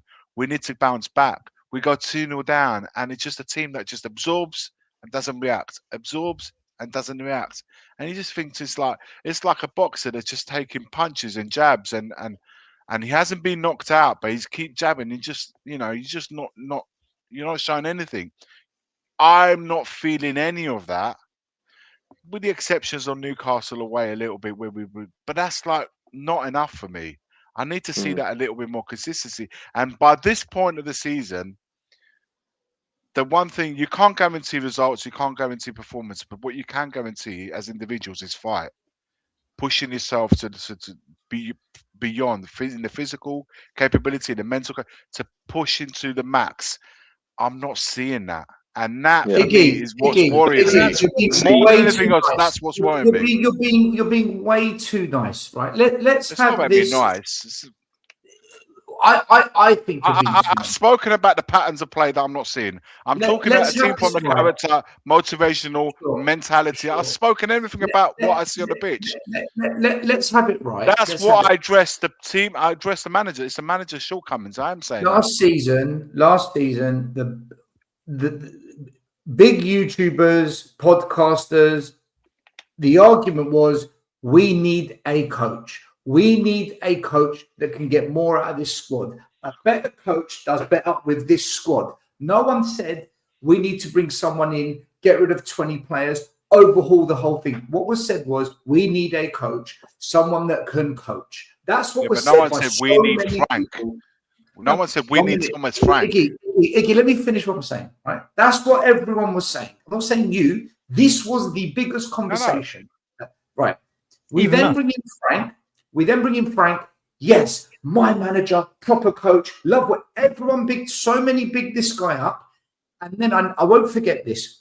After the Newcastle and the Arsenal game pre-season, we can see green shoots. You can see he's getting them organised already. This is what a proper manager does. This is what a proper coach does. And then we had that Super Cup game, the Burnley win, and the Man City game. And it wasn't just, you see, we're more organised, we're more structured, we're harder to beat, we look resilient. This is what we needed. This is what a proper coach does. This is why we needed a coach. It wasn't just that. It was, he's already improving players. Look at Richarlison scoring worldies against Burnley, assist against. They were even bigging up Richarlison being coached well. So for the best part of 6 months of towards the end of last season, we need a coach. We need a coach. We need a coach. Pre-season, this is what a coach does. This is what coaching is all about. The start of the season, that's why we've got Frank. That's why we've got a coach. Now listen to the biggest motherfucking flip-flop ever. I got called a flip-flop for saying we should stick with Ange for the first 10 games and see what happens. Why aren't any of them being called flip-flops? Because they are the ones that asked for this. Now they've got what they asked for. What are you hearing? Oh, Enix's a problem. We'll get your ass to the protest. Oh, but the players are shit. We never gave Ange, Conte, Mourinho, Poch, or Nuno that grace. Everything they said has unraveled. It was false. If they believed that the players were the problem last season, then blame the players. Don't blame the manager. If they think the manager was the problem last season, well, then why isn't this manager getting a tune out of this lot? Because, and I want to show everyone this, because these are the facts. Statistically, we are worse in almost every metric. Every metric. In the league, we are worse. And then when you look at the individual metrics, third in XG over performance, 75th in XG, 87th in XG created. I'm not going to read it all out. We're a joke. We're an absolute joke. So let's say what it is. I don't think Frank's a crap manager. I don't think he's terrible. But my God, is he underperforming at Spurs massively. And that's what fans don't want to hear, because they just want to blame the players for every single thing to deflect away from the narrative they created for the last 6-7 months, which was, we just need a coach. It is such a fraudulent statement. You know what? That's just everyone said we just need a coach, Iggy. Can I just say, I just want to add one clarification. When we say, sorry, and I agree that with was you, my rant for the night. Yeah, had to get one. Stel, I agree with you again, 100%. But I think people get confused when we say don't just blame the players. We're not saying that the players are good. We know that the players are rubbish or average, right? But they're not abilities. as rubbish as what they're showing us now. They can do better than what we. That's all we're saying. Everyone said we just need a coach.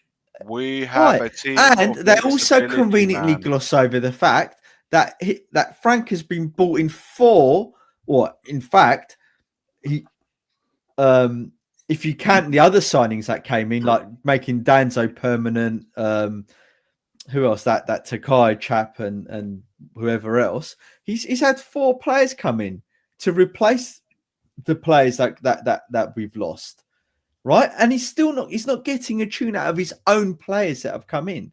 Mwani, Kudos, Paulinho, Xavi, right? We're still losing. So yeah, I agree. The players are average, but Look, Frank is also We're a not mixed doing the bag, job. man. I don't think they're all average. I think we're just a mixed bag. Like, look, there was what I remember a pass like I saw from Xavi Simons to Richarlison, who miscontrolled it, and Xavi Simons just looked at it and went. Yeah, so that- That is our situation right now. We have a team. To add to your point, what you said, still in regards to what the YouTubers and what everyone, the fans and and blah, blah, blah, on X, Facebook, everyone, all of them, they all said what it. they all do, everyone comes in and it's like they see something and they jump on that and are thinking, yep, that's the way forward. Now, instead of just looking at the situation and say, look, at this moment in time, I saw something and I believed it was the right way forward. Then perhaps it turns out it wasn't the way. There is nothing wrong with reviewing your opinion that you had 6 months ago to now and say, do you know what, guys? I thought we was on the right path. It was wrong. Instead, what the YouTubers do and what I see them do all the time, which is why I don't watch a lot of streams. I don't watch a lot of. They double down because they now have to carry on with that agenda. They have to stick. They feel that they have to stick with what was said 3 or 4 months ago instead of saying, do you know what? I thought that was the right way to go. I got it wrong. I thought he was the right guy. He turns out he wasn't. It's not your fault. You can't. And you know what? People feel like there's a weakness in changing your mind. It shows that with a scare tactic, they get called a flip flop. Flip flopping is changing your mind like the wind. That's what flip flopping is in this world. Game to game. But when you can change your mind with what you originally saw to what it is 3 or 4 months down the line, how many we do that we do that as human beings. It's been part of human beings changing your mind. There's nothing wrong with that. What's worse is creating something like an agenda and you double down on something because you committed to saying it 6 months ago, 4 months ago, and then all of a sudden it's become, well, you've got, you're Frank fan, you're Ange Postecoglou. No, man, I'm a Tottenham fan. The badge at the front of the shirt is far more important than the name at the back of it. So for me, I want the best for Spurs, and if I'm not invested in what I'm seeing, which is what I'm not at the moment, I haven't. This is why I switch off on a lot of. This is why, listen, I don't do a lot of the post-match conversations anymore because I feel like you can watch my last post-match and it'll still be applicable to this post-match. So I don't see the point of rinse and repeat and repeating the same shit that I do after every match that I see, because I don't see, like I've said it tonight, I'm not seeing progression in patterns of play. I'm not seeing progression in terms of the growth of the personality of the team, the mentality of the team. I'm not seeing any of that stuff. So what am I going to be commenting after every match? The same shit that I'm seeing from the match before. I don't do it. The morning, why am I not doing it? Because I've got nothing to be entertained about what I'm seeing at Tottenham. I'm not seeing this massive direction change. So what am I going to be?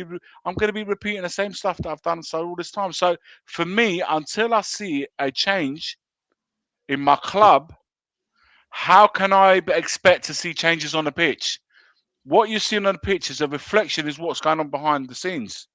Whether you like it or not, whether you want to link the two or not, that's your problem. I'm telling you, there's a massive link between the two. In every successful club, you see great players on the pitch. Of course you do. You see great managers but there is a massive force at that club that enables the guys on the pitch, managers, staff, the whole world, to making things work on that pitch. Iggy, that's just a reflection of what's going on at the club, mate. Yeah, and Iggy, that's why I think Mickey should be captain, because it's symbolic, right? He's a large mate. He does stuff that people. I remember last year where he had that like 60, 70 meter run into the Johnson assist.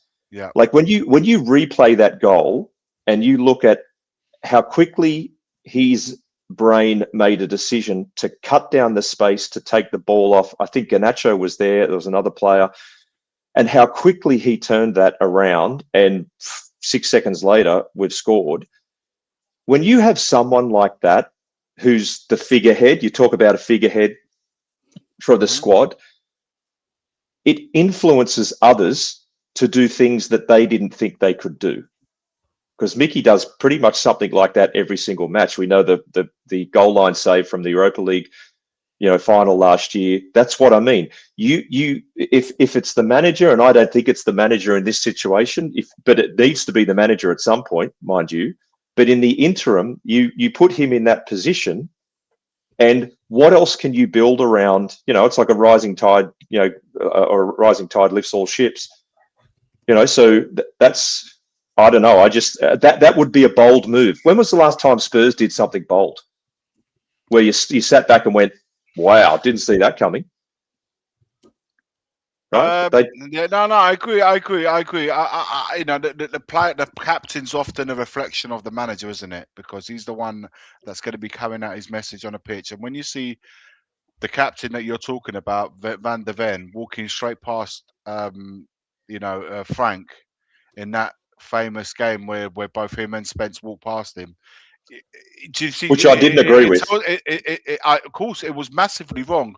Yeah. But what I'm saying is, it gave you an insight of what's going on, and this is what I'm saying. That I don't think Frank, and I truly hope he manages to turn this around. I just don't think he's the right fit in terms of character that the club needs right now. We need a really strong figurehead at this club. Mm-hmm. We need a manager that maybe it doesn't have to be the master tactician, but we just need somebody that really can grab this by the throat. And I don't identify myself in Frank as the person to do that. And I hope I'm wrong. I really want to be wrong in this. Iggy, when we were talking last season about who do we want as manager to replace Ange before Ange even went, right? And we were calling out names, weren't we? And Stel was like, "Oh, I want Areola because of X, Y, Z," right? And everyone said their opinion. And I always said we need a manager that's exactly what you just said there: strong leader that can get the respect of the club and the team. Bit. Yeah, and navigate. And the problem we've now got is that we've fallen so far down. We haven't improved basically from when Ange left. We've fallen so far down, and that's even more difficult to attain these managers. So I'm of the opinion that we need to get back to at least challenging for that 8th to 5th position, and if we're very lucky, 4th, right? But it's very unlikely that we're going to do that. And then you can take that next stepping stone into the top 4 or challenge and stuff like that. But I don't think we can go from being where we are now up there in one foul swoop. I think we need to do it in a step change to do that. And that might mean just getting whoever we can at the moment that's decent to take us back to where we were. And I agree with you, Maz, but I think we also said last season when you said that was a case of the club are not going to go and appoint another Conte-style manager again. No, maybe not Conte, JP. I'm not. Now Levy's gone, though. We need that level of manager who has the balls to open his mouth and say something back about certain decisions. That's for Levy, isn't it? That was for Levy. But now Levy's gone. That may change. Okay. And as I said earlier, the club have not really had an opportunity to do that yet, right? Because they've only just got Frank in. They paid for all his staff to come along. Right now, when they do sack him, and I'm sure it's something that's going to come. 1, it's going to cost them a shed load of dough, and 2, again, who's out there that you would go and get that has the ability to be that strong-willed, strong-minded? I don't think the club are going to worry about that money. If the club can afford to spend 165 grand a week on Werner, and 40 billion pound on Tell, then I'm sure they can deal with the manager. No, I know, but what I'm saying is that now that Levy's gone, while that maybe that sanction was in place, they can't just straight away go out and do it now, right? They almost need something bad to happen, like it is now. Look, I at the moment I'm really not enamored with Frank and what he did. When he just basically gave up when we were 2-0 up, for me, it's just a massive red flag. Yeah, it's a huge red flag. And the way I feel at the moment is I'm Frank out at the moment. But what my head is telling me is you've got to give him until January, and if the club are going to back him, then they need to back him, right? Well, that statement, to be honest with you, Maz, that statement, do you think Thomas Frank himself or any Spurs fan looked at that statement and gone, thank God for that. Now I feel better for the club having to come out and said that. Everyone's like, man, this geezer's never had that axe closer to his head than when that statement came out. That's just confirmed that he's probably thought, I'm all right now. That statement's come out. He's looked right and he's seen the axe right there. He knows he's on borrowed time, and we are massively. You might as well drop that axe now, Iggy. Yeah, and but get look, a manager the point of but that's when just that window the club. comes. No, you don't want him to that statement has come out like it always has done on the back of how the fans are reacting. The fans, and rightly so, though. But rightly so. I agree. But Maz, I'd like to see the club a little bit more present with these statements throughout the year, not just when we're in fucking trouble. Right? That the bottom line, it always these statements. If you always notice, these statements always come out when someone's on the brink. That's one of the time that you're in trouble when these statements come out. Now, for me, what I'd like to see, obviously, look, it's a given. I want the team to do a lot better. I want the manager to start to improve, and certainly in terms of results. Because if he starts winning ugly, he buys himself time. Because results is the only thing that's going to buy you time, nothing else. Right? So they have to change, and that's to be more consistent. Something that we haven't been all season, but until the club starts, because you got to look at every club that you follow, right? Especially the top teams, they all have a plan. Aston Villa, Newcastle, forget for a moment Man City, Arsenal and Chelsea. They're on a different trajectory than what we are. But if we start looking at the teams that wear a similar sort of grounds to us, like Aston Villa, Newcastle, and ourselves, you can see a clear plan at Aston Villa, led by a very experienced manager. You can see a plan at Newcastle. Eddie Howe is a really, really good coach. And you look at their fan base as well. Like there seems to be a unity amongst what's happening there. And they are continuously, year by year, setting the foundations to be where they want to be. Then if it happens or not, that remains another question. But there's a clear vision and identity of where they all want to be. I'm not seeing that at Tottenham, and that's on the back of a Europa win. That's on the back of a Europa win. Newcastle won a Carabao Cup. Aston Villa, they haven't, but they can be. We've been talking about this since we started YouTube. Yes. I know. But Matt, what was my point earlier on about saying rinse and repeat? Why we keep saying the same shit over and again? It's getting boring. But that doesn't mean we shouldn't change the manager, though. That's where I disagree with you. No. I'm not suggesting that. Of course, managers are on borrowed time. They are dependent. They are massively dependent on what's going on. So results. There's no two ways about that. I'm not saying that shouldn't happen. But if you said to me today, getting rid of this manager will mean that, right, board, everything is going to change. The structure is going to change. And this is the plan moving forwards. And we're going to bring in a new manager to start that process. Then I say, yeah, let's do it. But if I believe whether Frank is shit or not, whether it should be going or not, okay, get rid of him. If you want to get rid of him tomorrow, I'm not going to lose any sleep over it. Let's just make one thing clear. But if the next manager is only going to carry on doing or inherit the shit that is going to be only to the never manager and to come and do the same thing, I see. What's the yeah, but this is where I disagree. Let me tell you why. This is why I was indifferent about Ange going, because I said if Ange goes or not, But we've got to be careful when we say this, because if we didn't do that, we never would have found a Joel. If we didn't do that, we never would have found a Redknapp. If we didn't do that, we never would have found a Pot. But that's just luck. What we did with Pochettino, Yeah, it is luck. We didn't go and pinpoint Pochettino. He goes, this guy is gonna bring us the best entertaining football in the next 5 years you will ever see at Tottenham. We never went in there. We just got lucky, man. It is luck. Yeah, we just got lucky. Who Yeah. runs the club by luck? Who runs them? Who does that? Tottenham do. You can't. Tottenham won the club by luck. You might get away with it once, twice, 3 times. You're not going to continue. You Not can't run a sustainable. club on luck. What I'm trying to say is, run a you club need a project with you a need clarity in manager that has a vision. loser mentality either. Then how are you going to expect a manager to bring?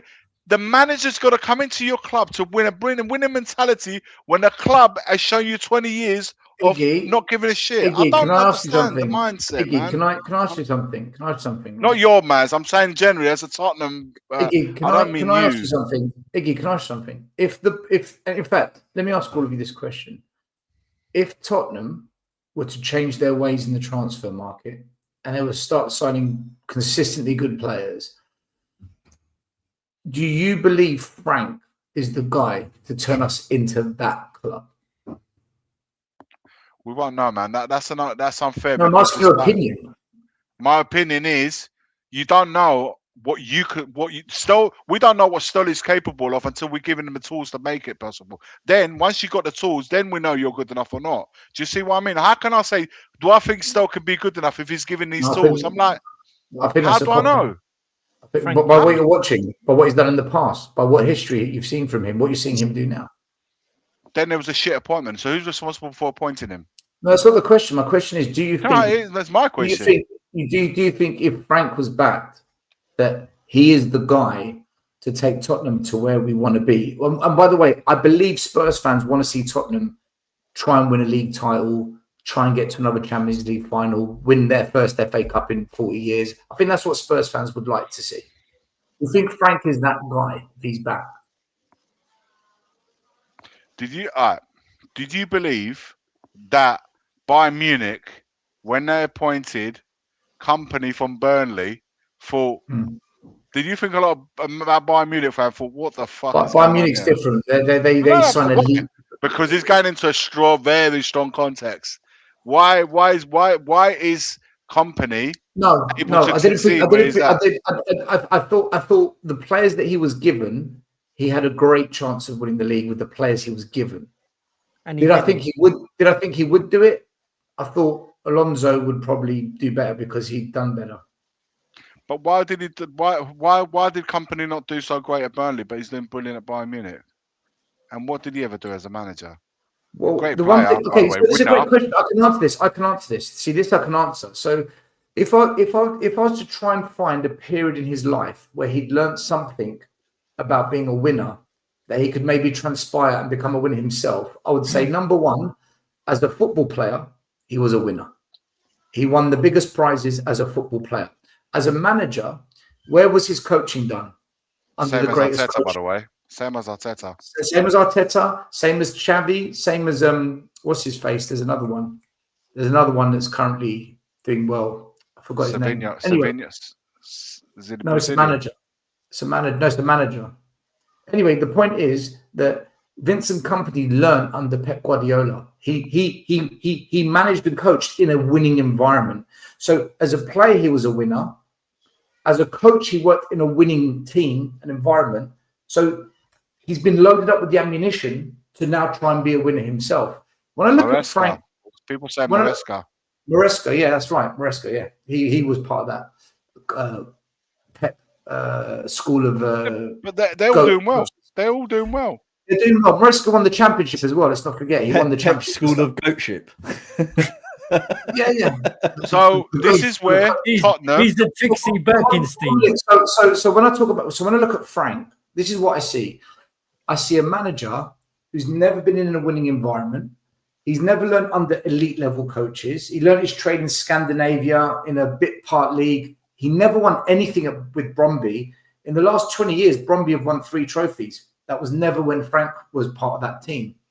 He then comes to the UK. He didn't win the championship with Brentford, And the reason that's relevant is because Eddie Howe did win the championship before coming to Newcastle. He won it with Bournemouth, so he had some winning pedigree. So he didn't even win the championship, got them through the playoffs, and they were a mid-table team. Okay, maybe he couldn't do more with that. But throughout his 13-year career, he's never been in a winning environment. He's never experienced a winning environment. And he's never been anything more than this kind of mid-table, low-level manager. There's nothing there to say to me, you've got the DNA I'm looking for. And Iggy, do you know when I realised that this guy, for me, isn't a winner?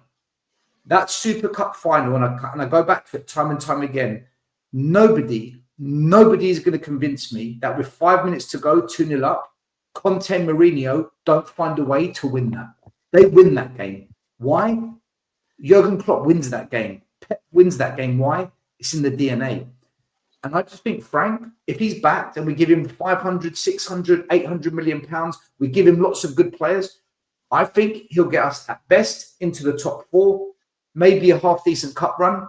This guy, for me, is not winning trophies at Spurs, regardless of who we give him. I think he's got a ceiling because his whole entire career doesn't have the winning DNA. Josh, what do you think of what I've said? With your performance analysis background, do you agree? Hold on, that's not quite fair. In addition to that, Josh, in addition to that, and you can go and answer that, in addition to that, he's joined Tottenham. If Maresca joined Chelsea... and he's come to Tottenham.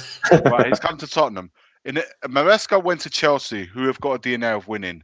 Arteta's gone to Arsenal, who have won things in the past, and they are... Arteta won the FA Cup after 6 months, Iggy. Okay, but also Arsenal have backed Arteta in years to get to the point that he's at. And who's the other manager you mentioned that was with Guardiola? Company. Maresca. Maresca, yeah, Chelsea. Company, he didn't do Burnley, but he already had the ingredients to take with him to go and join a Bayern Munich. Well, what can we say about Bayern Munich? It's a club. It's a winning club. He can only do well there because he has the tools and he's joined the club. So then you have all these things that's still saying, and he's joined Tottenham. Neither of them have a DNA of winning on the pitch. Tell me where the ingredients to win is there. Yeah, look, the analogy I'll take is I know how to make an Olympic Games. Don't think for a second that I'll be able to coach someone to one. I just don't have that skill.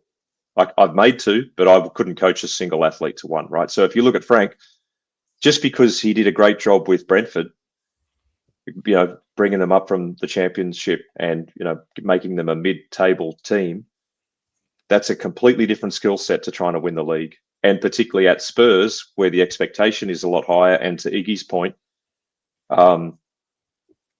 there are serious headwinds at Spurs. There just are at all levels, recruitment, management, internally, I mean, I 100% agree with what you said, Sal. And further, I remember there was some sound bites that came back from Frank where something over a 60-game period, you should expect, 30 to be average games. Wow, is that a red flag for the DNA of a loser? Because winners don't accept that. They just don't accept that. And then further, when he said that out of those 60 games, you're looking to get, 10 or 12 perfect games. There's no such thing as a perfect game. Winners don't chase perfection. They chase improvement, incremental improvement, right? There's no such thing as perfection, So, and just some of the takes on some games where we played well, where I was like, what are you watching? I have no idea what you're watching. A lot of those draws, I think even after Wolves, he said, it was a good game. It's like, no, that was a horrible game. So yeah, his perspective is a Brentford perspective. It's not a league-winning perspective. Now, that doesn't mean that he can't he can't evolve into that, because there's no managers that their first managerial job is, City or Liverpool and they win the league. It's a progression. But again, I just don't think he's the character or the constitution of the person that is going to be able to take all the headwind at a club like Spurs and be able to change culture to where we literally are in a genuine position to challenge for the league. If he was at a club, Josh, that had that mentality to take you to the next level because their aim was actually to compete at that highest level and to win something, and not finishing out at the top 4 or not winning anything for a season was just kind of like a not acceptable. That's something that could drag him along, right? But even the club's mentality from what it was before has never been like that. So it's not like he's just going to come in and be a small cog in the wheel and be carried by the rest of the enthusiasm around the club and the atmosphere and that will to win. He doesn't even have that. Well, see, JP, like the question that I guess you're asking is, how long is a piece of string? You can't really answer that question in a futuristic sense. As far as his tenure at Spurs, what you can say is, why didn't Brentford become a top 6 team? He got them to 10th and 12th, right? He got them to mid-table. Okay, but in his time there, he wasn't able to break out of that threshold of clubs into, the top half of the table regularly. So now, does that mean 1 or 2 seasons later he could have done it? We'll never know. Yeah. But that's also club, and that's what I was trying to say was it's club ambition, right?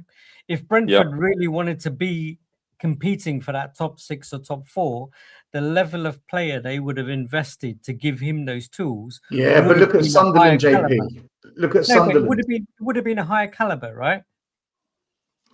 Sunderland are doing the business this season, and they.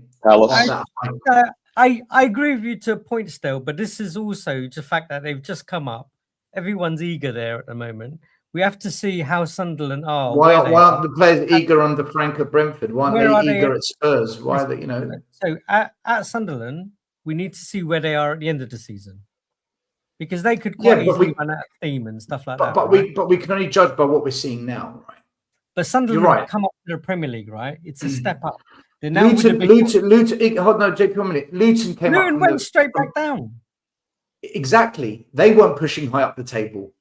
No, but they had some there in their early. JP, Burnley. Look at Burnley. They've come up. Look at them. It's the manager. The manager's got them cooking. The manager's got them ticking.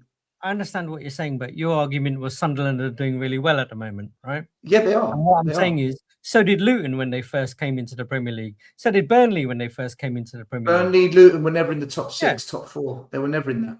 They were never pushing. Not after 16 games. When was Sunderland in the top 6? I just, JP, if I'm honest with you, 10 games. If I'm honest with you, when I look at Sunderland, I see one thing that they are doing that is possibly the best in the league, and that is the motivational levels are through the roof. And you know what? That starts with the manager. He has to fire them up. He has to put that rocket up. The manager has whatever tactic, whatever conversation, whatever approach, the manager has motivated them. I look at our players, some look motivated, some look demotivated, some don't care. 1 week they'll be motivated, next week. That's by the way, guys, we haven't got much time. I've just seen the time. I want to talk about one last thing before we wrap it up. What have these clubs got in common? Ready? Crystal Palace, Chelsea, Man United, Brentford, Man City, Nottingham Forest, Sunderland, and Leeds United. And these teams are currently 5th, 4th, 6th, 15th, 5th, 2nd, 16th, 17th, and 10th. What have they all got in common? They're all really ugly. They all have a crap manager. They've all beaten Liverpool this season, which brings us on to the next game of the season, Tottenham v Liverpool. Can we do 4-0. what Nottingham Forest have done, what Crystal Palace have done twice, what Brentford have done, what Man United have done? By the way, Leeds United and Sunderland didn't win, but they got draws against Liverpool. I think the big one was Palace, Nottingham Forest, and Sunderland did it at Anfield. That's quite special. Do you think we stand a hope in hell? Because other teams have proven this season, this Liverpool team can be got at. It's not the Liverpool team from last season. They've not had a good season. They've found a bit of form maybe recently, but they're still not. You watch them, I'm still not convinced. Can the manager, can the players get up for this game and at least get something out of it? Or are we going to get spanked? because a lot of fans are saying we're going to get spanked, which normally means we're not going to get spanked. But what's your thoughts on it? Let's go around. JP, Spurs, Liverpool. What are you thinking? Are you going to the game? By the way, I'm going to be there. Yeah, I'm going to be yeah. there. All right, we'll meet up. It honestly depends on which Tottenham turn up. Literally, it honestly depends on that.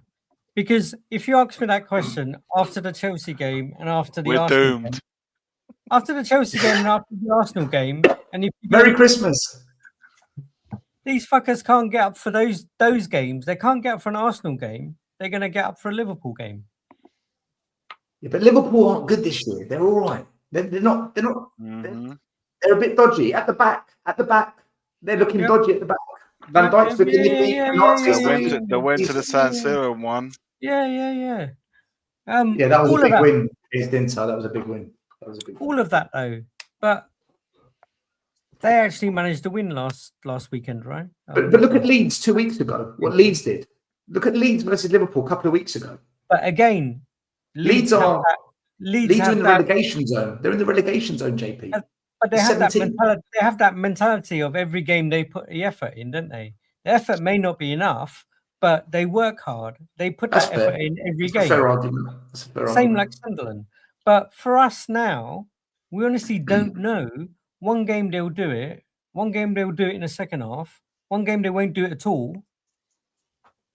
It's an impossible question to answer. If anything, you would agree with everyone else because based on the way we've seen them perform so far this season, you'd say we're going to get tonked. But we have had some time off this week. We haven't had a midweek game this week. So maybe Frank's got him on a training pitch. Maybe he's drilling him into a formation that we've not seen yet because he's going to try something else. But I can't see a happy Christmas, to be honest. So what do you think is going to happen? What was your kind of prediction? It'll be one of those games where we kind of don't do anything, and I think we're going to end up losing. It'll be something stupid though. We'll lose 2-0, but Liverpool won't be all that, and we just won't turn up. As much as I hate to say it, but that's how my head sees it. I'd like us to be able to be there and go, do you know what? We've had a week off. It's Christmas. Let's make all our fans happy. Let's make all the players happy. Yada, da, da, da. Let's turn it on. Let's do this. Let's do that. That'd be fantastic. And I'll wake up and Santa Claus will bring me a new car or something. But I don't know. Can't see it myself. Liverpool versus Tottenham. It's you versus your son. Who's going to be the happiest in your household? Iggy's son. I think it'll probably be him. I'll tell you why, man.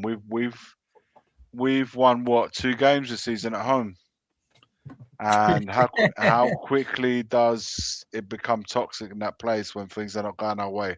I'm not even talking when the opposition score. I'm talking about when passes go astray, or we're not winning an attack, or we miss-hit a cue, or we try to play from the back and we screw Everyone's up. in deep breath, Iggy. So everyone's in deep breath. The after that trumpet stops playing, it's free fall. You know, that's the most exciting it gets. Yeah, that's the most exciting it gets at Spurs when the players come out, everyone applauds. The trumpet starts playing its famous. It all goes downhill. And then it kicks off, and then the whistle blows, and after the initial roar, you could just see it turning after 10 minutes. What I would like to see, and I keep saying this, man, is our approach, our fight, and willing to fight for every inch of grass on the pitch.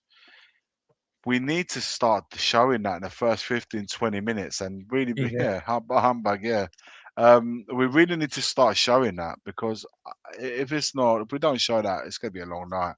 I honestly don't see nothing but a Liverpool win. And I'm being honest with you, I don't see nothing but a Liverpool win. Because I haven't seen anything that makes me think that Tottenham are going to do anything different to what we've shown in the previous home games. And every time I've backed them, like I did against Fulham at home and beforehand, I haven't seen anything. I've been nothing but disappointed in our home with our home performances. I just don't see how we're going to turn this around against Liverpool, who I agree still not the best Liverpool team, but when they've needed a result, they've Turn gone up. and got it. That's the difference. Maz, JP and Iggy thinking we're probably going to lose it. Are you in the same camp, or do you think it's going to be one of those where everyone gets it wrong, like when we got it wrong about Newcastle away? Everyone thought we were going to get back there. We got a 2-2 draw. I agree with JP. I think it's the same answer I gave you for the last few weeks. It depends what Spurs turn up. If the Man City Spurs turn up and we do the same pressing type football that we had, we were pressing really well and we were quite clinical when we were going forward, who knows what could happen?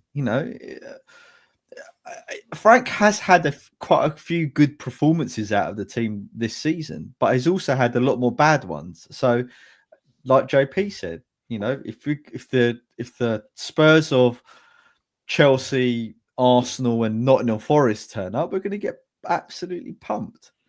So, I'm going to be honest with you, sir. I really don't know what's going to happen. I really don't know what's going to happen. Wouldn't it be funny if the players turn up and we put Liverpool away 2-0?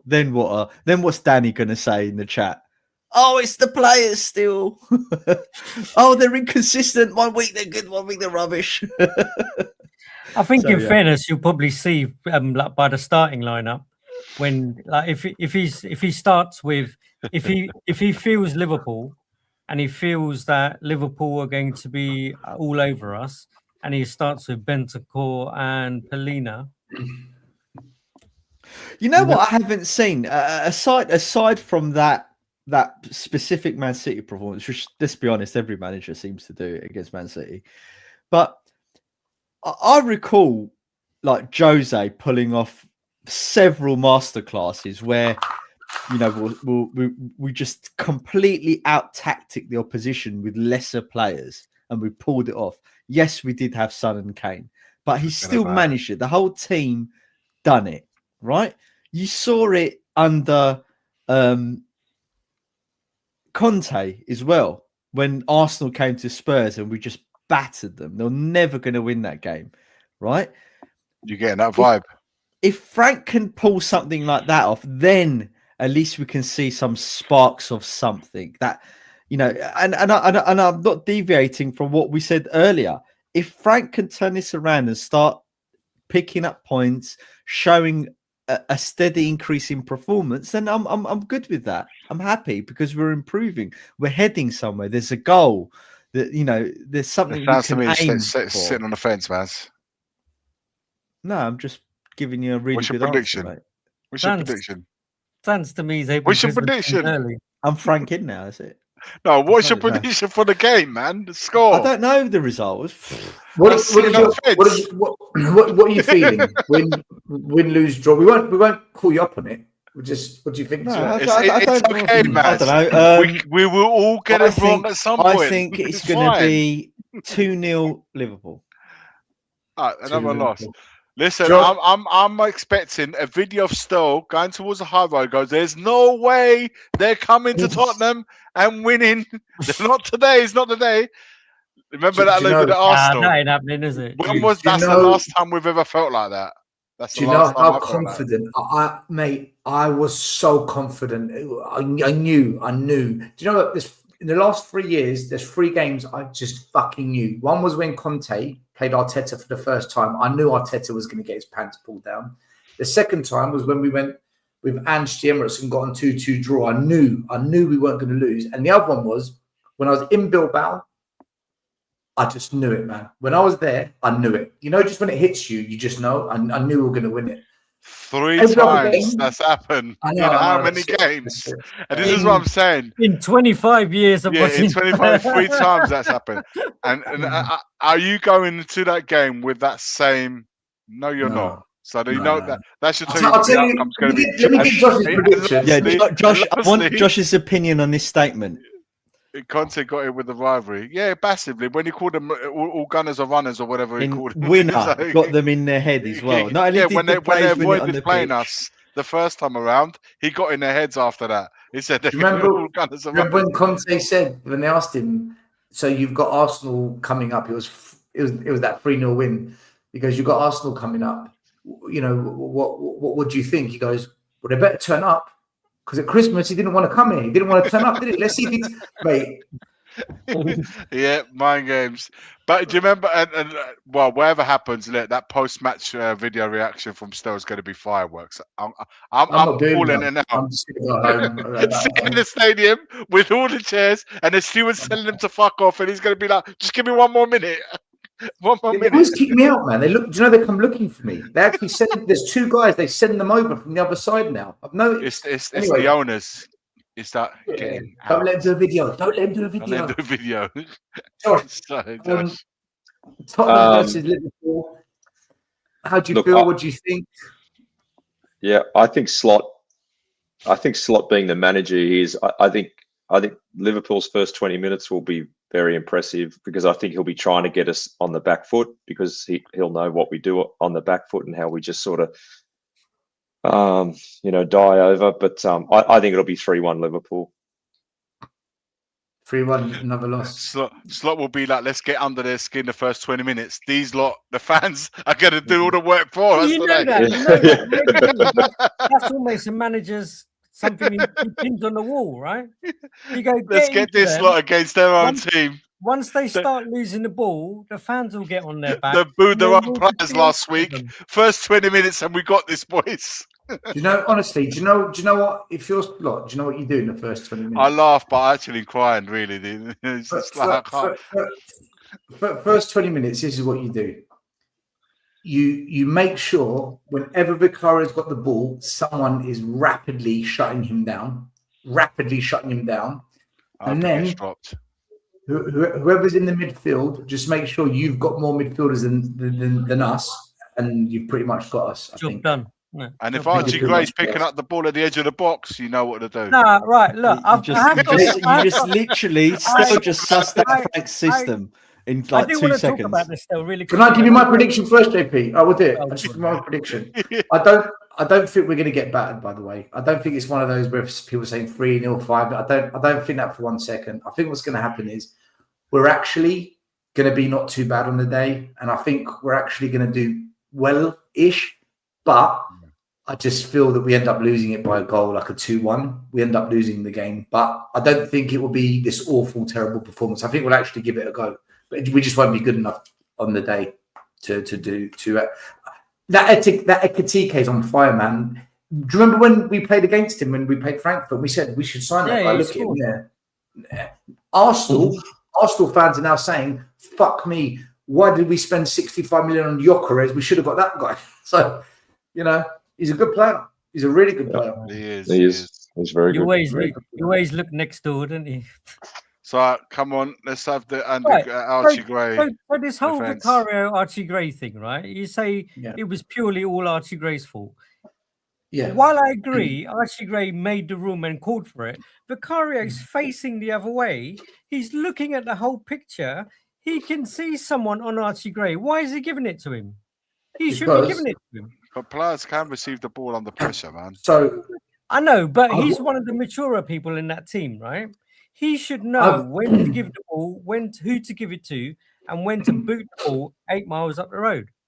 I've watched that several times to confirm my thinking, right? And I'm adamant, 100%, it's on Archie Gray. And I'll tell you why.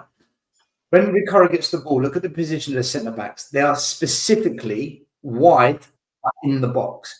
That's a pattern of play that I've run with my teams. And what's supposed to happen is whoever's in the 6 or in that deep line midfield drops in. He's called for it. Yeah. You them, and what they're supposed to do is one touch wide, and then as soon as it goes wide, it goes to the flanks, and then Porro's in. And the reason it goes to the 6 is because the 6 pulls out a midfielder to open up the space. So when Porro receives the ball, you've now got that space in the midfield to invert into in case they blocked off the channel. I've run that pattern of play, and I've watched it. they've practiced that on the training ground. That's something that they've actually worked on. The reason it went wrong, JP, is because Archie Gray didn't check his shoulder. When he put his hand out, before you call for it, check. Then as you move forward, before you receive, check again. He didn't check first or second time. Archie Gray got that completely wrong. Okay. Vicario was just doing what he was instructed to do as per training. Now, you could say to me, but hold on a minute, Stel, but there's a player coming in, mate, they learn to play receiving the ball under pressure. So the easy thing to do is to say, oh, come on, Vicario should have kicked it long.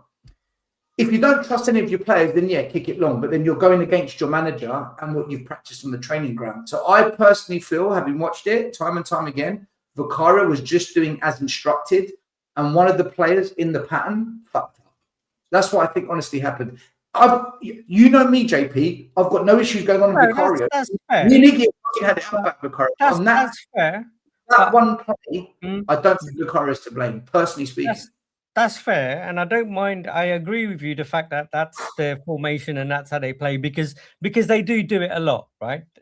That's not the only time they've actually done it, right? But whenever it has to be a pattern of play to say, but you don't give it to him. I understand that's the trigger to start off their kind of beating out of the press, right? I totally understand that. But if someone's right up your ass, or if someone's right on you, don't give it to him. Right, that JP, okay. Again, go back and watch the video. The moment Gray calls for the ball, he's not up his ass. There's a good 4 meter gap. The issue is Gray didn't check to see how much distance he had to play with. He wasn't on his ass. He wasn't. It's as soon as Vicario passed the ball, the player sensed to go, and because Gray wasn't aware that he was there, he didn't anticipate what was about to happen. That's why, and I say, Iggy, you've seen it. How many times when we've coached, you've seen me tell players, check your shoulder, check your shoulder. Listen, he didn't check his shoulder. Up, man. He's fucked up. It's as simple as that. When check his shoulder. He fucks up. Archie, listen, I'm not blaming the kid. The kid makes a mistake, man. He made a mistake and he paid a heavy price for it. It's part of his growth. It's as simple as that. We move on. There's not really much to say. If a player makes a mistake, hopefully he can take that as part of his growth and not to repeat that again. I'm sure that and we will see that move happening again. Yeah, no, you will see him checking the shoulders probably a little bit more. JP, do you know how you know it's Gray's fault? Do you know how you know it's Gray's fault? He was slamming the ground, wasn't he? As soon as it happened, he knew. You see it in his face like, fuck. He knew. Right. He knew that he got it wrong. But as part of Vicario let him know as well. Part of the learning, what Iggy said. Vicario tells everyone off, even when he's wrong. He tells them. As part of learning, what Iggy said. Hopefully, Vicario also learns from that. Sometimes don't do it. When the ball came across, it's never Vicario. And he got chipped. Josh hasn't had his go yet on the result. Cuts the fullback for letting him cross. Who's he going to take out? If he looks behind the goal, he's got fans calling him every name under the sun. He can't turn around and say, get lost. He has to tell someone to get lost. You know, it's just part of who he is. Come on, Josh, tell us. I'm telling you now, man, next season, end of the season, Vicario will go. Vicario will go. He'll go to Inter Milan, who have already got, I've been hearing that they've already tapped him up. And he's good to go. We've got Super Duper Kinski. He's gonna show. Hey, Fulkirk is going to Milan, man, on the 6-month loan. Can you believe that? But anyway, that's another subject. I know. Go on, Josh. No, I reckon 3-1. Like, I think there'll be a consolation goal. I think we dominate. I'm worried about Ekatike. I think he's in really good form and he's hungry too, which is even scarier.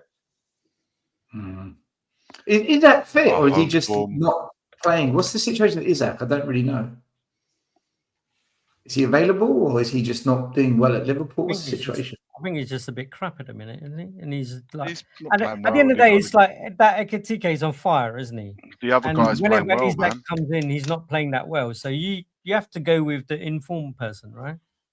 But don't worry, we'll revive him as well.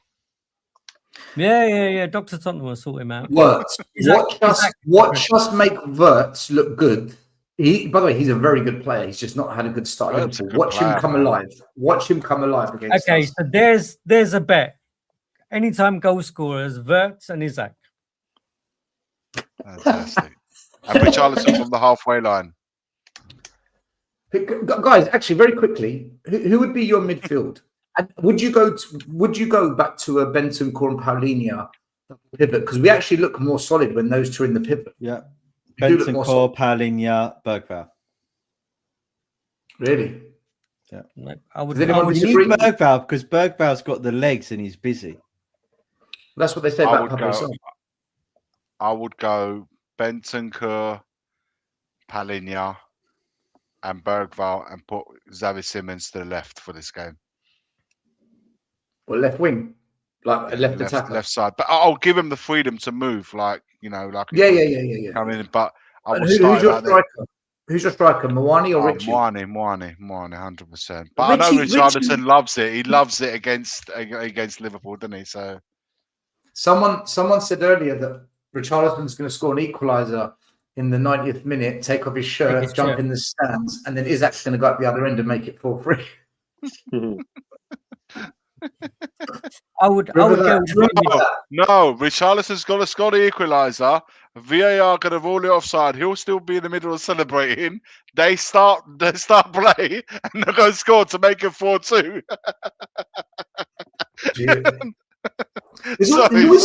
There's always some kind of drama, isn't there? Like a big VAR or a red card or something. There's always And drama with Liverpool. it always goes against us.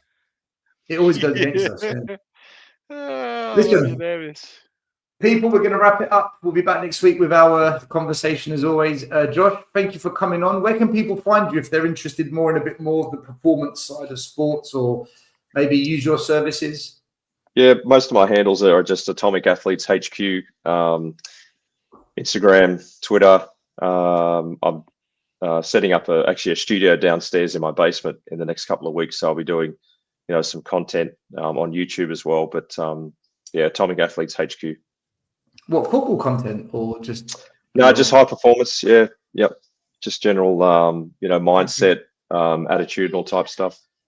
Give Josh a No, you follow. should start a YouTube channel for Tottenham as well, Josh. Awesome. Yeah. Atomic Tottenham. Yeah, Atomic Tottenham. Yeah, that's a good one. Yeah. I'm just letting you know I won't be subscribing if you keep talking about Ange. I'm just letting you No, only when you're around, Maz.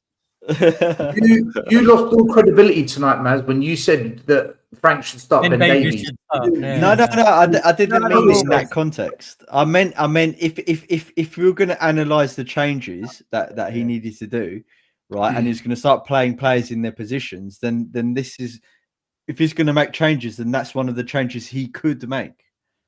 Yeah. You know, Ben. Gosh. Look, we got a masterclass done on us by Sean Dice. Yeah. How long did it take him to get things going? Fucking there? hell. Mate, Hudson-Odoi has struggled to score any goals all year. He puts 2 past us. Guy couldn't believe his luck. It's What phase is he unbelievable, in? man. What phase is Sean phase Dyche. is Dyche in?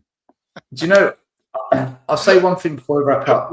We've been wrap up for 20 minutes, but Do you know what? No, actually, you're right. Let's wrap it up. Listen, everyone, thanks for tuning in. Smash the like, Thanks, subscribe, guys. notification bell. We had a really good viewing numbers tonight, so appreciate each and every single one of you. Much love. We'll be back next week. Tune in. Have a good one. Enjoy the weekend. Enjoy your Christmas if you celebrate it. Merry Christmas, guys. Go Spurs. Much Come love. on, the Spurs.